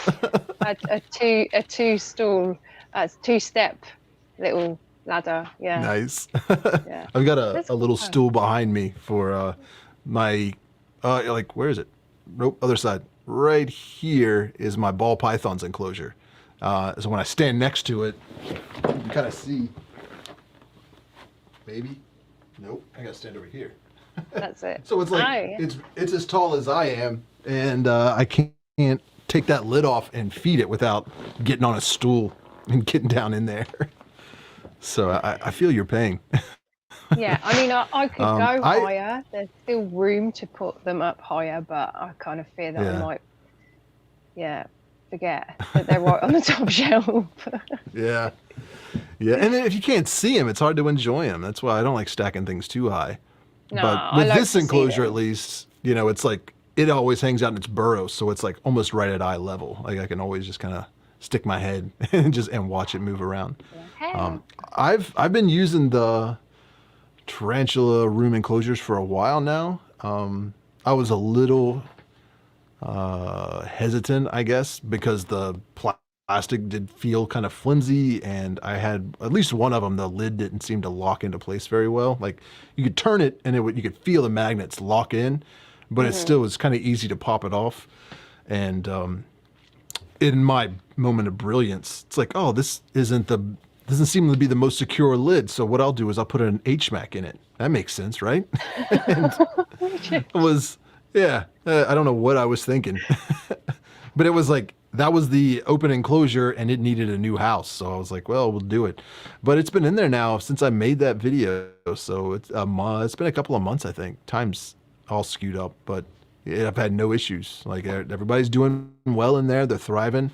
And one thing that I didn't like about them was that the way the lip on the lid kind of comes in. I was like, that's going to make it really difficult when I have to rehouse them to get them out because they're not going to be able to run right out. But it also saved me because when I was putting it in there, it started to bolt up the top, and that little lip kept it from going out. So I was like, yeah, so it's not going to be fun rehousing them to get them out of the enclosure, but getting them in the enclosure, that thing is a lifesaver.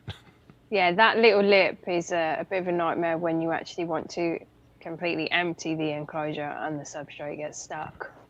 And it's like, get out, because it just collects all around that little lip.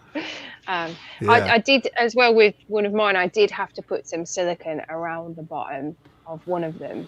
Because you go like I bought these probably about 2 years ago, and they've been used pretty well. And when I was putting water in, obviously for humidity, with the particular tarantula that was in it, it was leaking around the edge. Oh wow! But it was just that one, so I don't, it could just be like a bad one or whatever. But fixed it. It was easy to fix. Yeah. Oh, I got another little clip to show you guys real quick. Oh, I keep removing it instead of adding it. Look at that little guy. He's got a little bit of substrate stuck to his butt.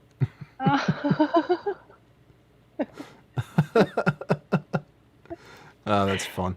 But yeah. You're just walking like about caring the world. Yeah. But it's I don't know if you guys have seen, I don't know what Netflix looks like over in your country, but there's this it's called Tiny Creatures. It's like a little nature documentary. And that's kind of where I got inspired to try and make this type of video, because if you haven't seen Tiny Creatures, I highly suggest it, especially like the first 3 episodes. After that, it starts to get a little corny. But essentially what they, like, I think the first one, they are supposedly in the Arizona desert, and they're talking about, I don't know if it was the Hinsi or the Chalcodes, but they had a tarantula in there. They had the desert hairy scorpion, I believe, some centipedes, but then they also had like owls and hawks and stuff like that. Is it that? What are you showing me there? Tiny Creatures. Probably. Let me see. Yeah, that's it. Yep. So we have it. Yeah, definitely check that out. But as I was watching it, like, there was some of the video that they had, like the footage, just from having used this lens so much. I was like, that's the Laowa probe lens that I have, like that really long macro lens. It's like that's the only way they could have got that shot. Like it went into a burrow, and just the way it looked, I was like, that there's only one lens in the world that can do that. So I was like, that's how they had to use it. But then I also know the limitations of that lens, and like that requires a whole lot of light. So there's no way they actually were in a burrow in the desert, because there'd be no way to light it. And then that kind of got my mind thinking, like, this is a set. This is not really in the desert. And it like, as the more I watched, the more I realized, like, this is all, movie magic. Like they built this desert set, and they're moving these animals into it and filming them and lighting them, and then cutting it with clips that are like B-roll, like wide shots, setting the scene from the desert. I'm like, I can do that. I can do that in my basement. So that's what I'm going to do. And there's another one, if you guys are still, it's on Hulu. It's called Dead by Dawn. Have you seen that one yet? No. Do you know who Tony Todd is? Did you ever watch that movie Candyman, like an old horror movie? No, I don't like horror movies. Oh, okay. Well, he was Candyman. When I was young, but it's okay. Well, it's like the first horror-themed nature documentary out there. So maybe you won't like it. Ooh. But it's, I don't know. I might watch it if you recommend it. It's really good. But it's a similar situation. Like a lot of it was, I can't even remember what they call it. There'll be a tiny little disclaimer at the very end of the credits, like some scenes were filmed in a controlled environment. I think that's what they say, which essentially means this was on a set. We didn't actually go out. But I mean, some of the footage is actually filmed, in nature, but a lot of it is staged, I guess. If that makes sense. I mean, it's still a real animal doing its real thing, but It was, but you should definitely check that one out. It's a little brutal. Like it got a lot of feeding clips in it, and sometimes they're like a monitor. It was some kind of monitor lizard eating a bat that fell from the top of a cave, or like a snake eating. What was a snake? A snake attacks something. Oh, a little gecko, like this cute little sand gecko. Oh. It's like, oh, that guy's adorable. But then it gets hunted by the snake. And I'm like, oh, it's going to be like a BBC documentary where it misses it and it's able to escape and live its life. And it's like, nope, that snake got it. And Tony Todd he's like just an iconic, he narrates it. He's like an iconic, horror movie guy and just has that like deep, creepy voice. So it's really interesting. I highly suggest you guys check that one out. I'll have to watch it. Yeah. Somebody's had a question in here. Let me scroll back up, see if I can find it real quick. You got a Did new you see it? member. No, I got a see new your member. new member. Yeah. Oh, heck yeah. Why is it not showing up on my feed though? There it is. Oh, it did it again. So Bree McElney, we'll just say Bree. Thank you so much for becoming a member. Here's your little Channel member. It's awesome having you. I cannot stop playing with this screw. Like, I really got to figure out what this is too. It's a very weird screw. I don't even think I can show it to you on camera, but it's not like a flathead or a Phillips. Like, I don't even know what. I know it's got to be some kind of camera stuff. Like, I have this multi-tool, has all these cool little things on them. None of them are a knife. They're all just different hexagons, and there's weird That's things pretty for cool. cameras. So it's like, it's got to be. Oh, just for a second, I was like, maybe it came off this, but no, it didn't come off that either. That's really weird. Hey, somebody knows Candyman. Violet says it's an excellent film. Heck yeah. I actually dated this girl before I met my wife, and she was a hairstylist, but before she had her own like little salon, she was doing makeup and hair for like B horror movies, kind of like in the area, and she did a movie with Tony Todd. So I was like, while we were dating once, I said something about Tony Todd or talking about Candyman or some movie. She was like, I know him. And I was like, you're full of crap. And she pulled out her cell phone and called him. And it's like, has him on speakerphone talking to him. I'm like, okay, I guess you do know Tony Todd. But it turned out their relationship was a little more friendly than I was probably comfortable with. Oh, okay. He was like, you know what? I'll definitely walk away now. Yeah, I was like, I don't think this relationship's going to work out. He's going to some Comic-Con in Columbus and you're going to meet him there? Like, what's really going on?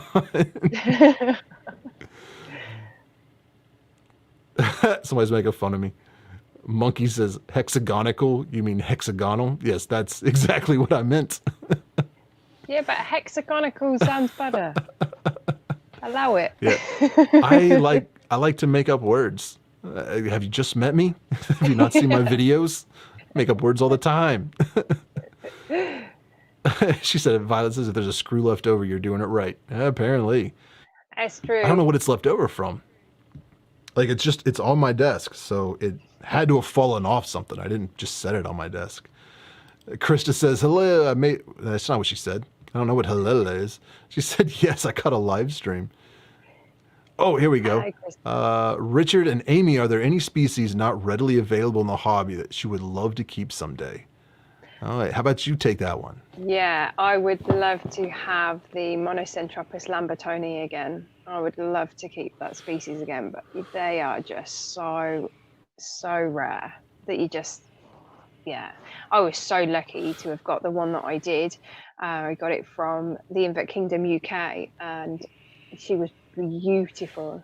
But she was an adult female and she was old, and so I didn't have her. I think I had her for about a year maybe, but I would love to have one of them again. Yeah, Monocentropus lambertoni, but you can't get them. Yeah. Yeah, I don't think I've ever seen them for sale over here, but that's not saying much. I try not to look at websites anymore. It's like, Yeah, I try not to as well. Because because I can't window shop with them. I window shop and then put it in the basket. Yeah, yeah. It just makes me really want to buy it, and it's not good right now. No. About a little tarantula butt. Oh, that's so cool. And that's not even in slow motion. She's just really slow. I filmed some of this footage at like 100, like at what 20% speed, so it was like really slowed down. I'm like, yeah, this is not going to work. Like, That really you can looked barely like tell she's slow-mo. moving. It really Yeah. did look like slow-mo though. But She's like, no, it's nope. all right, Richard. I'll just slow motion for you. Don't worry. Yeah. She's like, you didn't need to buy that fancy camera. I could have just done it for you. It's pretty crazy. But I think for me, the species, like the species I really wanted was the Theraphosinized species Panama, the lava spider, and I got one recently, so that was it. Like I can't think of anything else right now. Well, we got another super chat here, debating dark frogs. What do you all think? Super chat. I always forget it mutes my mic when I play that. So you thank carry you, on Tarantula Newbie, for the $2.99. I think dart frogs are awesome. I actually did a podcast with Amphibicast. If you haven't checked out his podcasts, I highly suggest it because he focuses almost primarily on dart frogs. Like that's mainly what he talks about. I mean, I was on that recently and we talked about tarantulas, so occasionally he goes off topic, but a lot of information on dart frogs there. So definitely check out Amphibicast. He's on Spotify and Apple Podcasts and all those places. He's also on Instagram if you want to follow him there. I think they would be awesome. I don't have any. I've never kept them. I've considered it a few times. Like I've looked at them at the pet shop and stuff like that. They just they seem a little too high maintenance for me at the moment. Like something that requires that much humidity and constant care. I don't think I could take that on. Yeah, I've never kept them. They are absolutely beautiful, though. I do know that Alternative Inverts, he's got some, and they're stunning. Yeah, lovely to look at and super cute. But like you, Richard, I just think maybe it's a little bit too much. Yeah, high maintenance to kind of to have them. Yeah.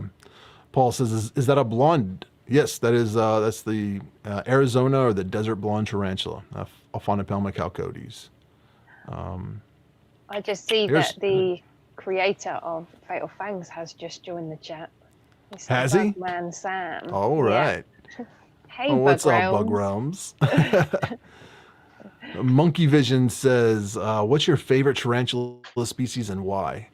I would have to go with my basic generic answer, and it's the green bottle blue, and that's because it just encompasses every aspect that I really like about tarantulas. Like it's beautiful colors, great feeding response, does a whole lot of webbing, is out on display a lot. Like that's my go-to tarantula. And I was heartbroken because I don't know, in my opinion, they should live as long as Ophanopelmas. You know, they should be like 30, 35 year long living tarantula. Instead they're, I don't even remember how long, 12, 15 years, something like that. Don't quote me on that. I just pulled that number, out of my butt. So I feel like that's right, but that may not be the actual. Is your daughter listening to me talk? No. Oh, okay. That was just coincidental. It was quite funny, that was. It was coincidental, though. He said he pulled it out of his butt. I was like, I better watch what I'm saying. No. It's fine. Yeah, I think the green bottle blue is the best tarantula out there, and I'll fight anybody that disagrees. I'll just say that. They are a lovely tarantula. I had a sling, grew up, turned into a mature male, and I've also got an adult female. I do really want another sling though. I love growing them up. Yeah, watching that I've got a transition. sling. Well, it's a juvenile now, but yeah, I was really bummed that mine passed away. And it was, you can always tell like when your tarantula dies because there was like an accident or, it had DKS or, some other kind of illness or, but when they just die of old age, like that's a very I don't know. I just feel very powerless in that situation. Like Yeah. there's nothing I can do to make you feel better or to save your life or to fix the situation. And I can't even use your death to reflect on to better my husbandry moving forward. It's just, you just reached your expiration date and that Yep. sucks. It does, but it happens. Yeah. I got another super chat in here. Mr. and Mrs. Marilia, 499 says, what tarantula feeder species do you breed in house and how hard is it to raise your own feeder? Super chat. That is a great question that I'm going to have a horrible answer for. I really don't breed any feeder species in house. For a while, I had a couple of colonies of roaches. I had some, what did I have? I had some dubia roaches, and for a little while, I had red runners. I even tried crickets for a while. I had mealworm colonies for a while. Right now, pretty much the only thing I'm in the way. You right here, try to point. I've got some fruit fly colonies that I'm working on. So I guess that's the only breeder that, like, only feeder insects I'm breeding at the moment. But I don't even I just don't like it. Like I like keeping tarantulas and scorpions and snakes. I don't like keeping roaches and crickets. Like it is a fun, and roaches are like a no-go in my house. Like my wife she puts up with all this stuff, but she really doesn't like roaches. Like they creep her out. And she's also super paranoid that they're going to escape and infest the house. And she does not want to, she doesn't want her house to be roach infested. So like I tried to sneak him by her for a while. Like I had that colony going for a few months, and I think it was the cats that busted me out. Like she came down here, was looking, and they were like in a tub surrounded with like insulation under a table, but they were making enough noise for the cats to hear him and like try to like get into the box and figure out what was going on. And she's like, what do you want? And she pulls it out and opens it up, and it's like, those are roaches. What the hell? I'm like, all right, I'll feed them all off. Yeah. And it's just, it's not economical. Like if I would just breed roaches, or or I guess in my case, crickets or mealworms, then I probably would save some money, but it's like, I don't know. Like a lot of times I try to look at my time as money. So it's like, how much will it cost me to buy these from somebody compared to how much time will I have to invest maintaining them and doing all the work? And it's like, if it's about the same, or maybe even if I'm only going to be saving a small percentage, and it's like, I'm not even going to hassle with it. I'll just buy them. So I just order crickets in bulk off the internet, or I go to my local pet store and get them.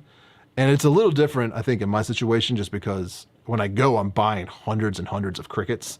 So like I go to a pet store that is selling them like a couple of cents a piece. And like, I'm not trying to get anybody in trouble, so I'm not going to name any names, but there's one local pet store. It's part of like a large chain of pet stores, but there's one employee there that keeps tarantulas and has seen my YouTube video. She's like, I shouldn't even said that, but she is a fan.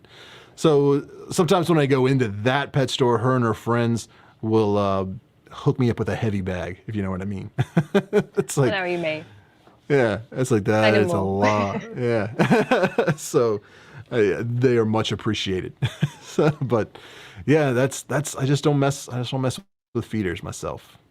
See, I do. Do you have feeders? Breed my own Okay. colonies, yeah. So I've got a huge red runner colony that I've had going for about 3, maybe 4 years now, and it goes through stages where it booms and there's babies, and they grow so quickly, and then all of a sudden it will just stop, and they stop. They'll be laying like Uthicas, but then there'll be no babies, which is quite odd. And then all of a sudden it will start again. So it can be quite tricky. I found the key with these guys is to keep them warm and to also make sure that there is humidity in there, because otherwise the Utica will dry out, and then that's when they don't hatch. I've got some dubia roaches as well. They're a little bit harder because they take a little bit longer to grow. So it's like you want to feed it, you want to use your adults because they're big, and you got your big tarantulas, and you want to give them to them, but you've got to keep them because you've got to breed with them. So that can be a bit tricky. But locust, I buy from my reptile store. I like them.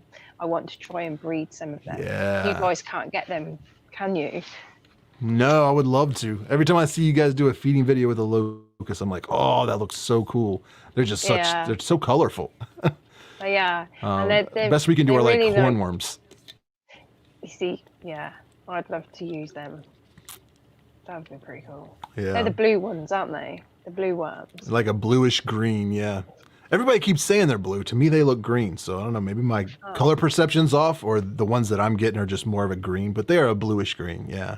Yeah, like a bluish green, yeah. Yeah. Maybe it's Dusty, just the color that comes through on the camera. Yeah. You name the time and the place, Dusty. We'll throw down.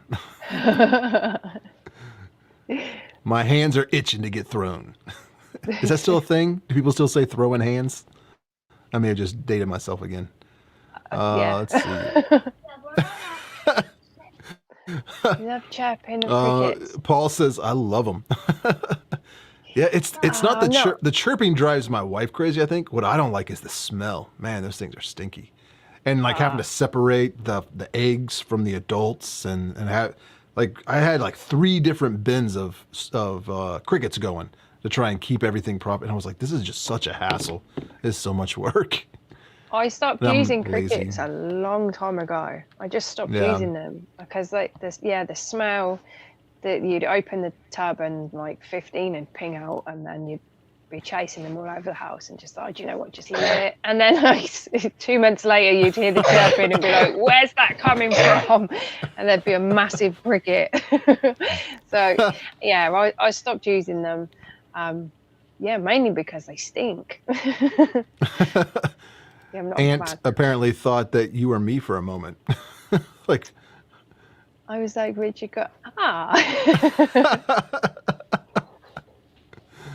That's funny. Richard lost his beard too. Yeah. But yeah. What else we got here? Who else is saying something? I like dirty socks. Oh, that's disgusting. Oh, here's one. Is it worth buying a mystery box? And where should I get one? I'm not sure what country you're in, Game On. If you're in the U.S., I don't even know. I think Fear Not Tarantulas is doing a mystery box right now. Simply Spiders might have a mystery box. Who else? Tom Patterson may have one. I don't know. I don't like mystery boxes. I don't like gambling. I don't like buying something and not knowing what I'm getting because, whatever. I did. Wait. Damn it, Richard. Read that again. What did I misread now? I'm sorry. Go ahead, Amy. I was just going to say, like, I have brought mystery boxes in the past. It was quite a while back, but I wouldn't get them now, only because I have a list of what I want, and it's just, I kind of found that everybody was just always getting the same stuff in mystery boxes. Not always, but sometimes. Oh, I think I figured it out. It says it's like dirty socks. Not I like dirty socks. That makes a lot more sense. Yes, crickets do kind of smell like dirty socks. That was a great misread, though. Thanks. Thanks for looking out for me, Corey. He said he don't like dirty socks. Oh, here's a good idea. Face swap to see what Amy looks like with Richard's beard. We don't need to do that to Amy or to the public. That would be disturbing. Yeah. Let's not do that. There you go. KF Inverts has them as well. Yeah, just definitely go check out Kelly Fornes. What we got here? It's different for you. You have all of them. LOL. I only have 4 Ts and 10 jumping spiders. Yeah, but even when I didn't have a lot, I still didn't like the idea of mystery boxes or mystery anything, not just tarantulas. Like sometimes where my wife works, they'll have like these charity auctions, and there'll be like a mystery grab bag or something. And it's like, yeah, I'm not gonna do that. I don't know what's in there. I could like put a $20 bid on like a pack of Q-tips or something. I'm not doing that. And we were at I went down to visit my sister and mom, and we went. My sister and I, and her fiance and my wife, we went to the flea market, and we're just kind of walking around there. And there was like, it wasn't a head shop. I guess it was more like a hippie shop. It was like a little booth at the flea market that sold a bunch of like tie-dye shirts and stuff. And they had all these little brown paper bags that just said mystery grab bag, and they were like $1 or something, $5. I think they were $1. And my sister really wanted to get one. I'm like, no, it's gonna be just stupid junk. Like, don't waste your dollar. She's like, no, it'll be exciting, it'll be fun. And she bought it, and we go out there, she opens it up, and what it was like, around New Year's or the 4th of July, or maybe not, I don't know, I guess you guys don't celebrate the 4th of July, but for like New Year's, they're like they look like little champagne bottles, and you like pull a string, and it's like a confetti popper, essentially. Yeah, she paid $1 for 2 of those in a brown paper bag. I was like, you got ripped. Really, you could have got a dozen of them for $1. Yeah, really, really ripped on that one. Yeah. Bad luck, man. But you can't trust those hippies, Elizabeth. I've done 3 mystery boxes from Simply Spiders. Always worth it. There you go. Yeah, I mean, I understand the allure of them, because it seems most of the time you're giving them like $100 for a mystery box and getting like $150 or $200 worth of tarantulas. So that makes sense. I'm not like knocking the idea. Yeah. I think it's good, like, if you don't know what tarantula you want next, and, just then go for a mystery box. And if you can choose, like, whether you want the beginner, the intermediate, expert, or, experience, whatever level that you are comfortable at. But, yeah, it's just kind of like, for me, I worried when I did get mystery boxes as well, because it was like, what if I get a tarantula that actually I know nothing about, and I don't have an enclosure that I could put it in? And luckily that didn't happen, but yeah, I know. I do think they're good, but yeah, I understand why people like them. I guess I should say that. I also don't buy lottery tickets. I live, like, there's a huge casino, like probably a mile away from me. I've never walked in there, like not even to just eat. It's like, they got dog racing. There's all kinds of gambling going on there. It's on the island. And it's just like, when I first moved to this town, I could walk out my front door and look down the end of the street and just see the huge casino and hotel. And it's like, yeah, I'm not going there. They're just going to steal my money. So it's like, that's just how I look at gambling in general, or any kind of chance. It's just all somebody trying to, fool in his money or soon parted. So it's like, I'm not even going to play a scratch off ticket. So I think we've come to the conclusion then that Richard is not a gambler, people. He's not a gambler. That's what it comes down. Definitely comes down to that. Don't bet on sports. Don't play fantasy football. None of it. None of it. Let's see. There was another good question in here. I'm see if I can find it real quick. Oh, I have it already up. Do you do a live every Friday is what Anson asks. No, I don't. I only did a live. I try to do a live at least once a month.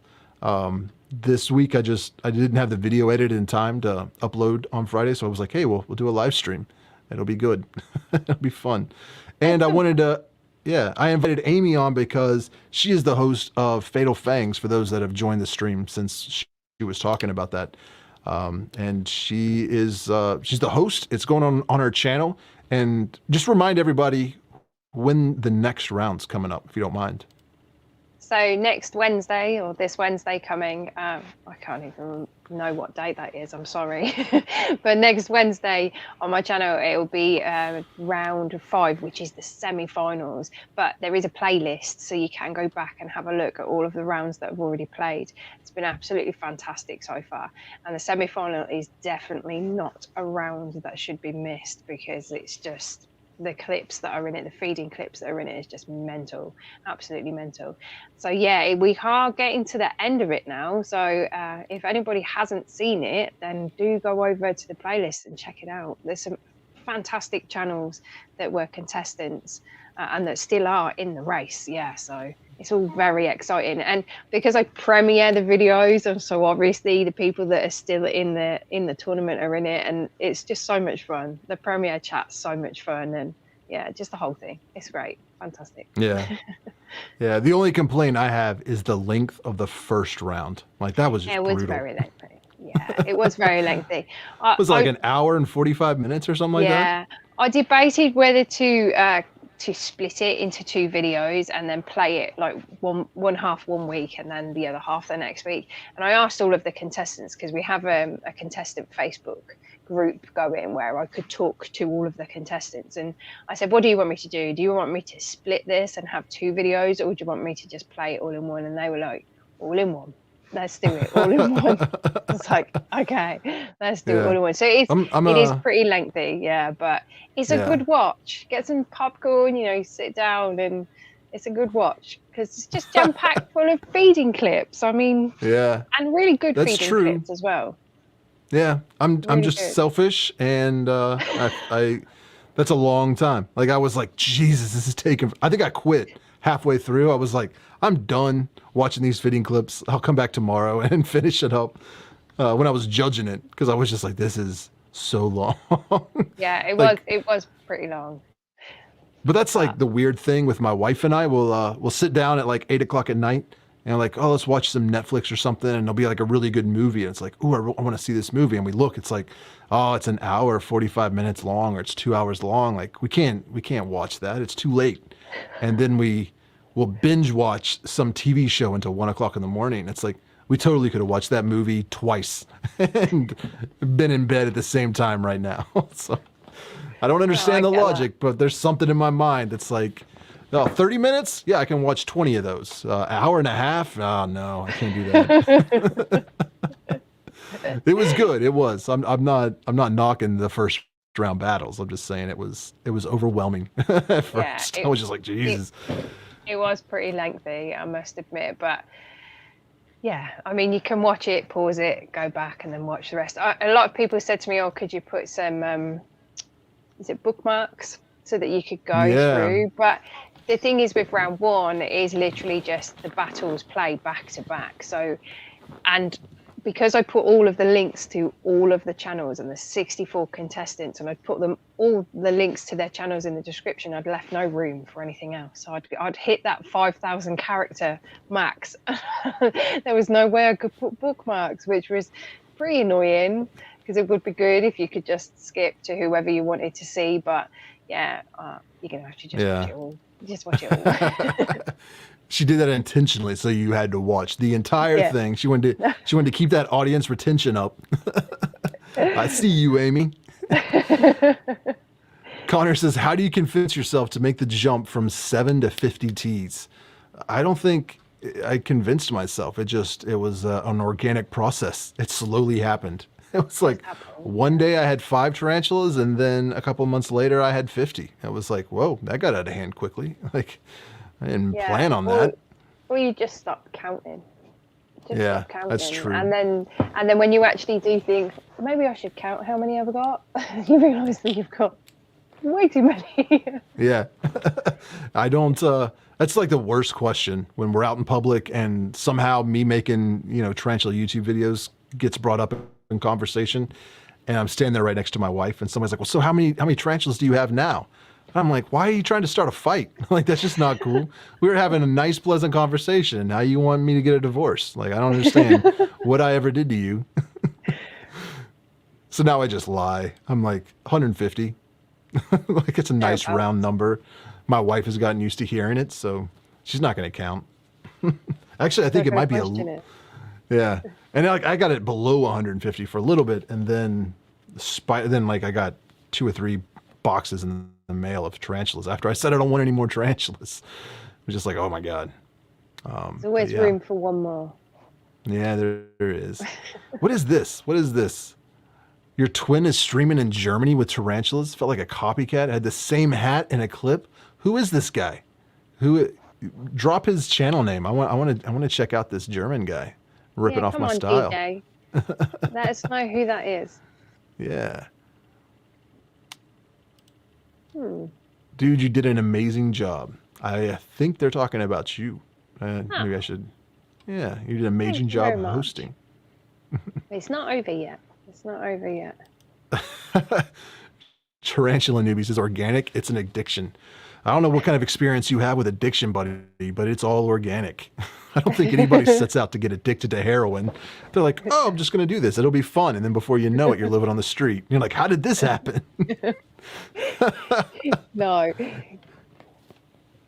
Angela says, "Does your wife watch your videos?" She might count now. She doesn't.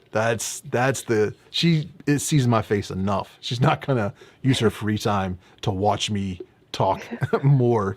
She's like, she watches Netflix and stuff so she doesn't have to listen to me talk about tarantulas. So she's not gonna subject herself to that. Occasionally, like when I edit a video, I edit it on my computer. I watch it on my computer, but the screen dimensions on computers are slightly different than they are on a cell phone or on a TV. So I'll edit everything with like all the little graphics and lower thirds and titles and everything that pops in. I want to make sure that it's still in like the viewable frame, whether you're watching it on a computer, like a laptop, a cell phone, or on a TV. So I'll upload a video and I'll watch it like I've already seen it on the computer. So I'll watch it on my cell phone, make sure all the graphics are not getting cut off. And then I'll go upstairs and I'll watch it on the TV. Because usually that's a little bit tighter on the sides. Yeah. Make sure nothing's getting cut off. And so sometimes when I do that, she'll watch that video with me. And then she kind of gets interested and then we'll be like, well, let's watch the video before this one. And then it ends up in like sitting there with your wife for 30 minutes, watching like 3 or 4 videos, and that just gets awkward. I can't do it. I can't do it if it comes up on the TV, because like we watch YouTube quite a lot on the TV, and it comes up as, and it will just automatically start playing me, and then I hear my intro music, and I'll be in the kitchen, I'm like, no, running, like, turn it off. I don't want to watch it. Let's see what we got here. Will you do a video with Dave's Beasties if you can work out the time difference? Oh, is that Dave's Possibly. Little Beasties? Yeah. Yeah. The time difference would be the same between me and you. Oh, right on. Well, you're a night owl, though. I mean, what time is it there? Like midnight? It's nearly 1 a.m. Yeah. But oh my gosh. I'm so sorry. Dave's Little Beasties came on TTSNT once, and he stayed for quite a while. So yeah. Yeah.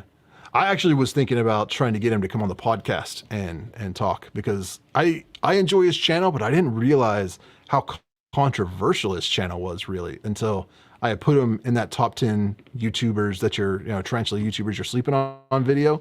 And some of the comments, people they weren't big fans of his for one reason or another. Mainly it seemed like because one of his practices is just getting dirt from the ground in his backyard and using it in an enclosure.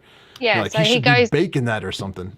No, he goes out to the local like forests and stuff, and just will take anything from there and just use it. And he's never experienced the problem in doing it.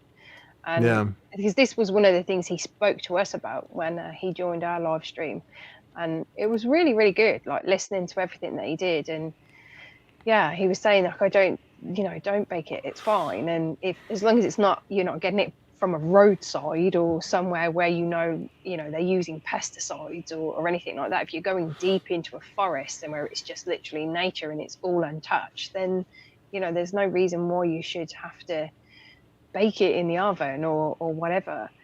So it's quite intriguing. I think you should get him on a podcast. I think that'd be really good. I honestly do, because he's an awesome bloke. He really is. Yeah, I think he's great.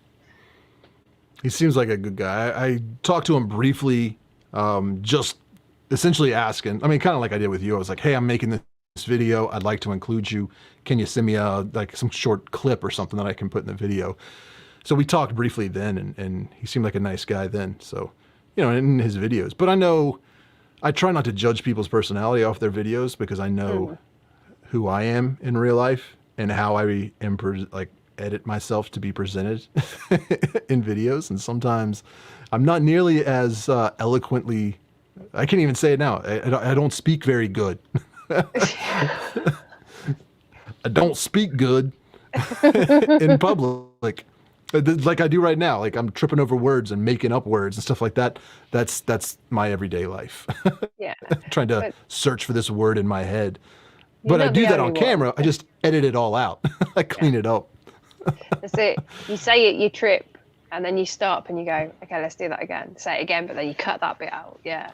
Yeah. I actually put a video in my my channel members, because I've got a Facebook group like you have just for my channel members, and I put a video in there of me literally rushing to my camera and going at myself because I kept getting it wrong. I was like, yeah, this is what happens when I can't do it right. Yep. Yeah, that happens. Like editing this video today, there's some sections where I just say the same thing like 15 times and I keep tripping over the words, like combining two words together. And it's like, that's not a real word. Like, what are you talking about, dude? See a blooper. You should do a blooper reel. It would be so funny. I've thought Please about do it, but there's usually a lot of words that need to be bleeped out as well. Oh, So okay. I get very frustrated at myself. But also, like, I mean, we're laughing, we're talking. I mean, we've been talking for a lot longer than I planned on. This is supposed to be an hour-long live stream. You were only supposed to be on here for like 20 minutes. I know. And so we're having a good conversation. But in real life, like, we would have got about 15 minutes into this, and then I would have been like, oh, well, I got an appointment. I got to go. It's something about, yeah, I'm really bad. Really bad. And it drives my wife crazy because, like, we'll go to family functions and stuff, and it's like, all right, we've been here for an hour, about ready? She's like, no, we're planning on being here for like 3 or 4 hours. I'm like, oh my God. Like, that's way too much time with other people. You're not the only person to be like that, though. Yeah, I've got one friend that I have lunch with every other week for about an hour. And that's like I mean, yeah, we'll chat through text and stuff, but like, that's my one-on-one time with another human being outside of my family every other week for an hour. And that was enough. Yeah, I get as much FaceTime as I need there. Drains my battery efficiently. That's why I'm like nervous actually about doing this this meetup in Virginia Beach, because that's going to be like a couple of hours with potentially, you know, a couple dozen people or more. Like I think it'd be more than a couple of dozen people. I don't know. No, I mean, it's one thing to watch a YouTube video. It's another thing to travel for an hour or two to see the dork that's in the YouTube video. You'll be surprised. You will be surprised. I know that some of the shows that have happened here, and then some of the YouTubers that have come to the shows, and how far people have travelled to get here. I mean, people have taken planes to get here to meet that YouTuber. Yeah. One person said something like, yeah, they like posted the prices for tickets that weekend. And we're like, that's too expensive. I can't come. I'm like, you were even considering, like, if it was cheaper, a flying just to see me? Like, that's, I don't know. But I think that's a benefit of having it at the Fear Not Tarantula store, is because, yeah, they might not want to come just to see me. And they might not want to go just to see an actual brick and mortar tarantula store, but both together might draw a few people that were like on the fence, like, well, that's 2 for 1. Yeah. I think it'd be cool. But yeah. Oh yeah, forget humans. Inverts are much more fun. Yes, they are. And that's why I like YouTube so much, because I can control the interaction.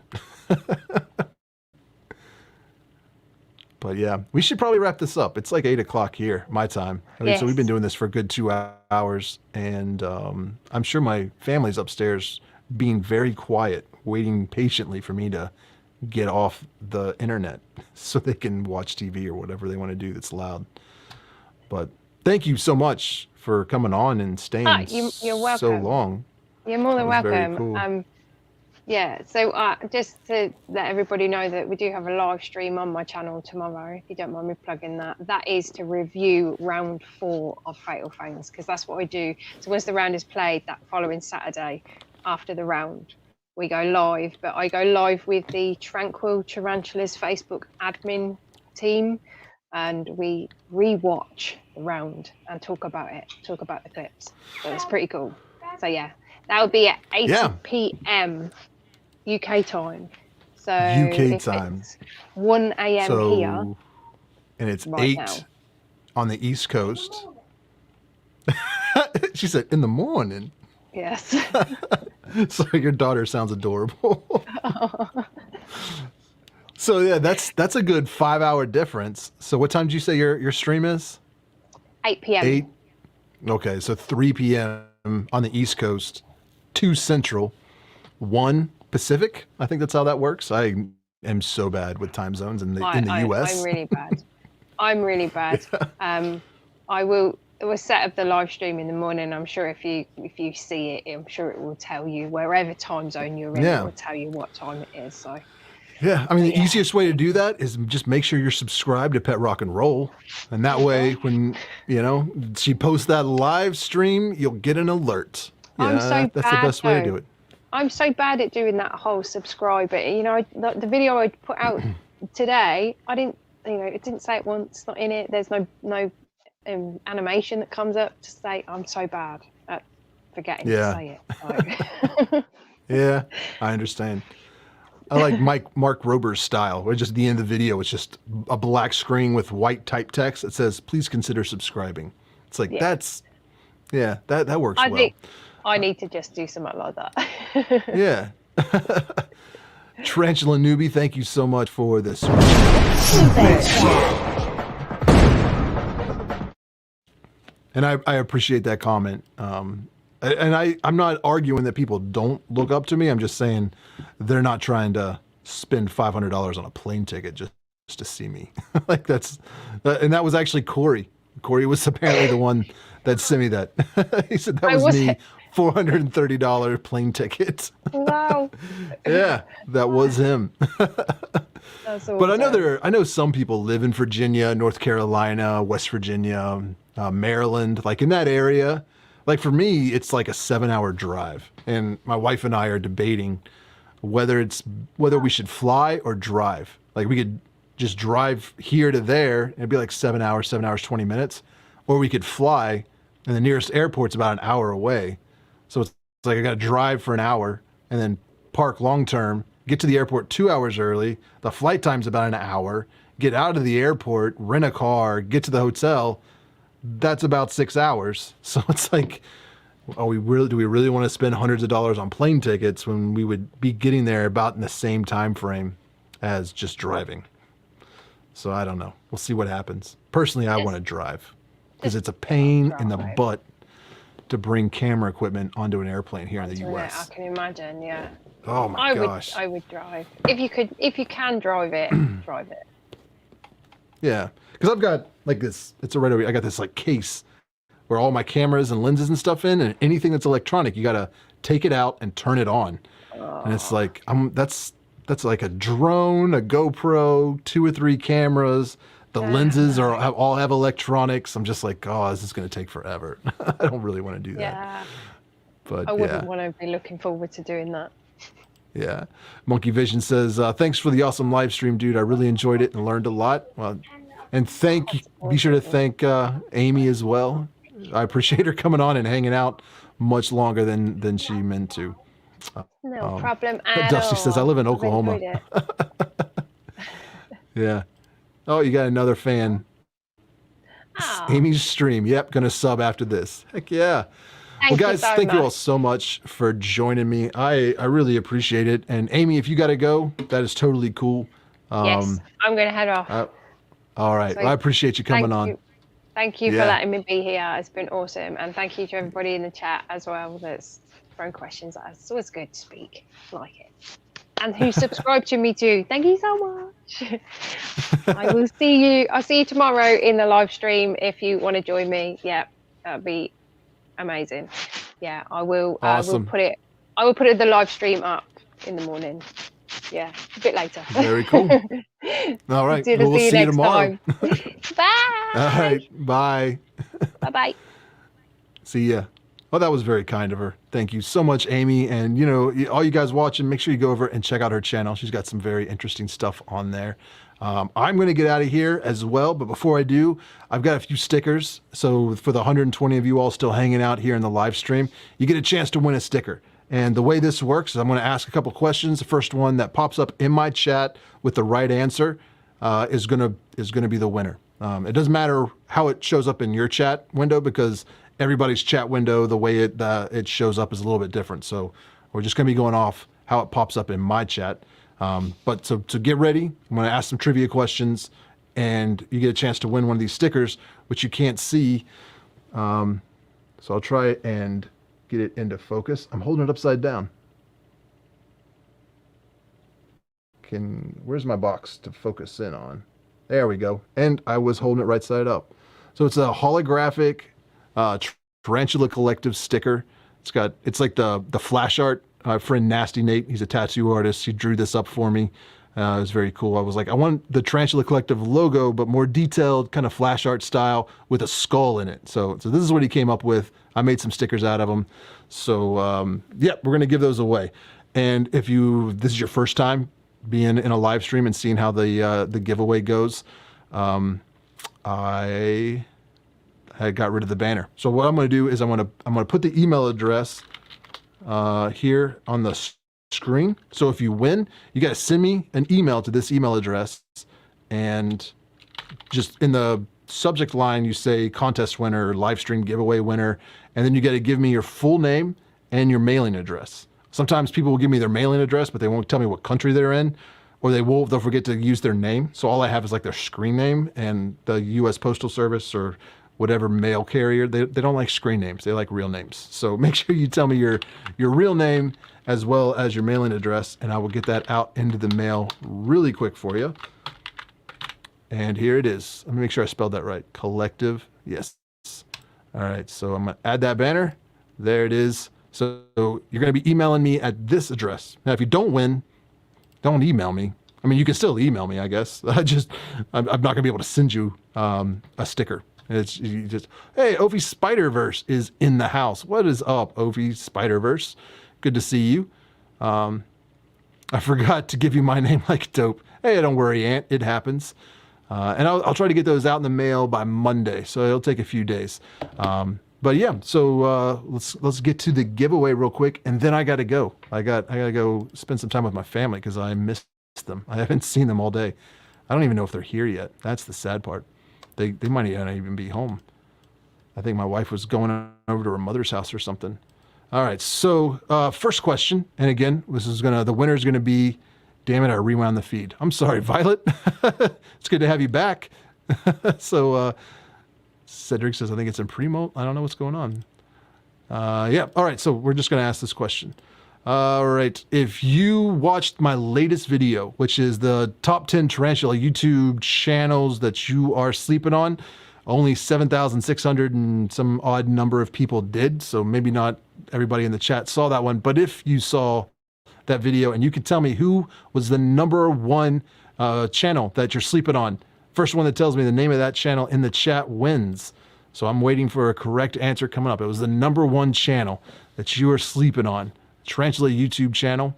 It's not a GBB, that's a Tarantula. This is an actual channel, like Amy was on that list. Pet Rock and Roll, I believe, was number 9 on that list. So who was number 1? Bam, we got a winner. That is Ant. Says Burst Spider CH. That is correct. Oh, wait, I'm sorry. He was not the first one. Who was it? It goes by so quickly. It was Conda Kid.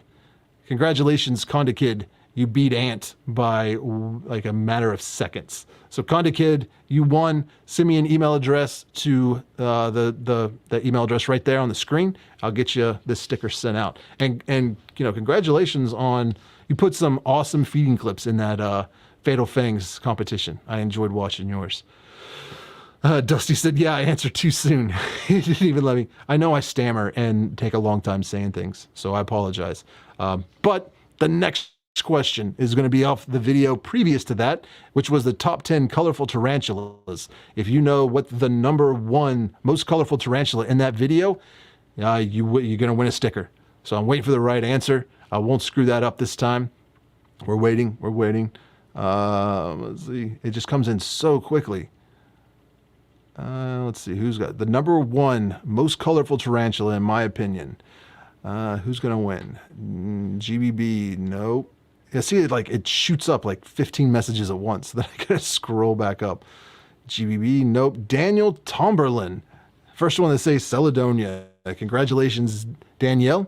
Danielle, yes, I apologize. I think I said Daniel the first time. But yes, you were right. You won a sticker. So make sure that you send me an email, full name and mailing address to this, where is it? It's over here. To this email address right there. I'll get you a sticker sent out on Monday. A lot of right answers in there as well. Connor, you were right. Just a little behind the glitch was also right. Richard Powell was right. There's a few more. So yeah, you guys got it right, just a little slow. But we got a couple more stickers to give away, so don't be disheartened. The next one is going to be with the video before that one, which was the top 10 weird tarantula behaviors that you shouldn't worry about. If you remember what the number one video or the number one weird thing that tarantulas do that you shouldn't worry about, if you can remember what that was, you're going to win. I mean, there's 10 of them, but I don't know if anybody's going to remember what the first one was. But the first person that answers it, you're going to win. You're going to win a sticker. Who's got it? It's going to be a tough one because I mean, it's not like a tarantula name or anything. Hunger Strikes? Nope. Hunger Strikes were number 3. Oh, we got a winner. Bam. Onion Wolf says flip on the back to molt. That is correct. Congratulations, Onion Wolf. You just won yourself a sticker. So yeah, I already said congratulations. Just send me an email. Oh, right there to that address with your full name and your mailing address, and you'll get that sticker. I got one more sticker to give away. So, and that'll be the end. So let's see, let's find a good one. Ooh, yes, this is a good one. But I gotta like actually look at the description to figure it out. All right, this was, the video was the top 10 must-have tarantulas, essential tarantulas. What was the number 1 must-have tarantula? Win this sticker right here. If anybody can remember what the number 1 species was. Dun, dun, dun. Corey says they all got it, boss. Yep. Yeah, looking through all of these, you guys like guessed 1 through 10 on the tarantula's weird behaviors. Like you hit every single one. What was it? It was the. Let me scroll up, see if I can find the first correct answer. There it is. GBB. Nope, not the GBB. Not the GBB. A lot of people saying the GBB. It was on the list, but it was number 3. It wasn't number 1. Who's going to get it? I'm still going down. A lot of people saying GBB because they know that that's one of my favorites. Oh, we got a winner. Michael Schumann. Congratulations. Carabina Versicolor. That was the number 1. Martinique or Antilles Pink Toe, also known as a Carabina Versicolor. So congratulations. You won a sticker. So send me an email address again. Every time. No, it's right down here. There it is, to that email address, and I'll get that sticker out in the mail. Well, I want to thank you all for playing, for hanging out. Congratulations to everybody that won stickers. We'll have to do this again real soon because I do have. Look at this.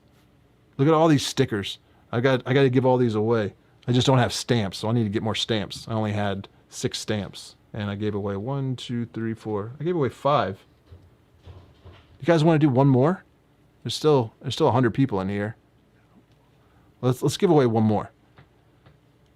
Ann says, can I buy a few of those stickers? I have similar stickers available on my website, thetarantulacollective.com, in the merch store. These in particular, I got through another business, and I don't have them available for sale at the moment. But I'll try to get something like on there. Dusty says, told you, Richard, Carabiner is the best. Yeah. All right, so let's give away one more. This will be an easy one. This will be for people that are hanging out in the chat or have been watching from the beginning. If in the beginning of this video, I was showing some footage from a video that I'm going to be putting out in the very soon, nature documentary style video. If you could tell me the name of the species of tarantula that is going to be the star of that video, you're going to win this sticker. And I'm not hyping the video because it's probably still going to be a few weeks before it comes out. But first one that can tell me which species. Oh, we already got a winner. Oh, wait. Technically, Andrew Lawton was first. He just said blonde. So I'm gonna give this one to Andrew Lawton.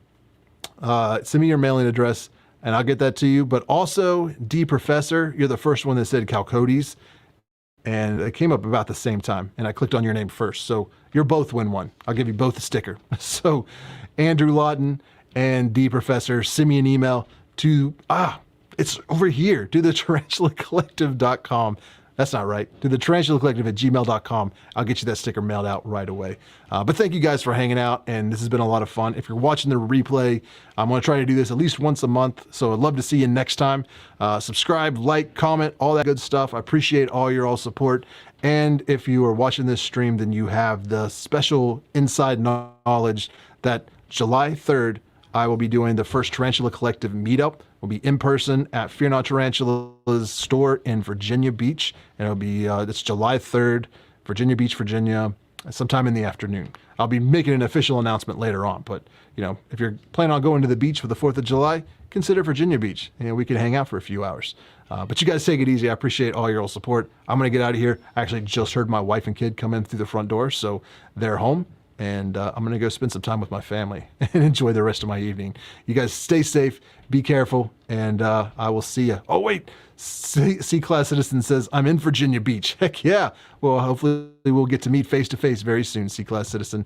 I got to go, though. I'll see you guys later. Thank you all for the support. And thanks for all the super chats, channel members. You guys are awesome. I will see you Tuesday with a brand new video. It's going to be top 5 things I love and hate about tarantulas. So keep an eye out for that. All right, till then, bye guys.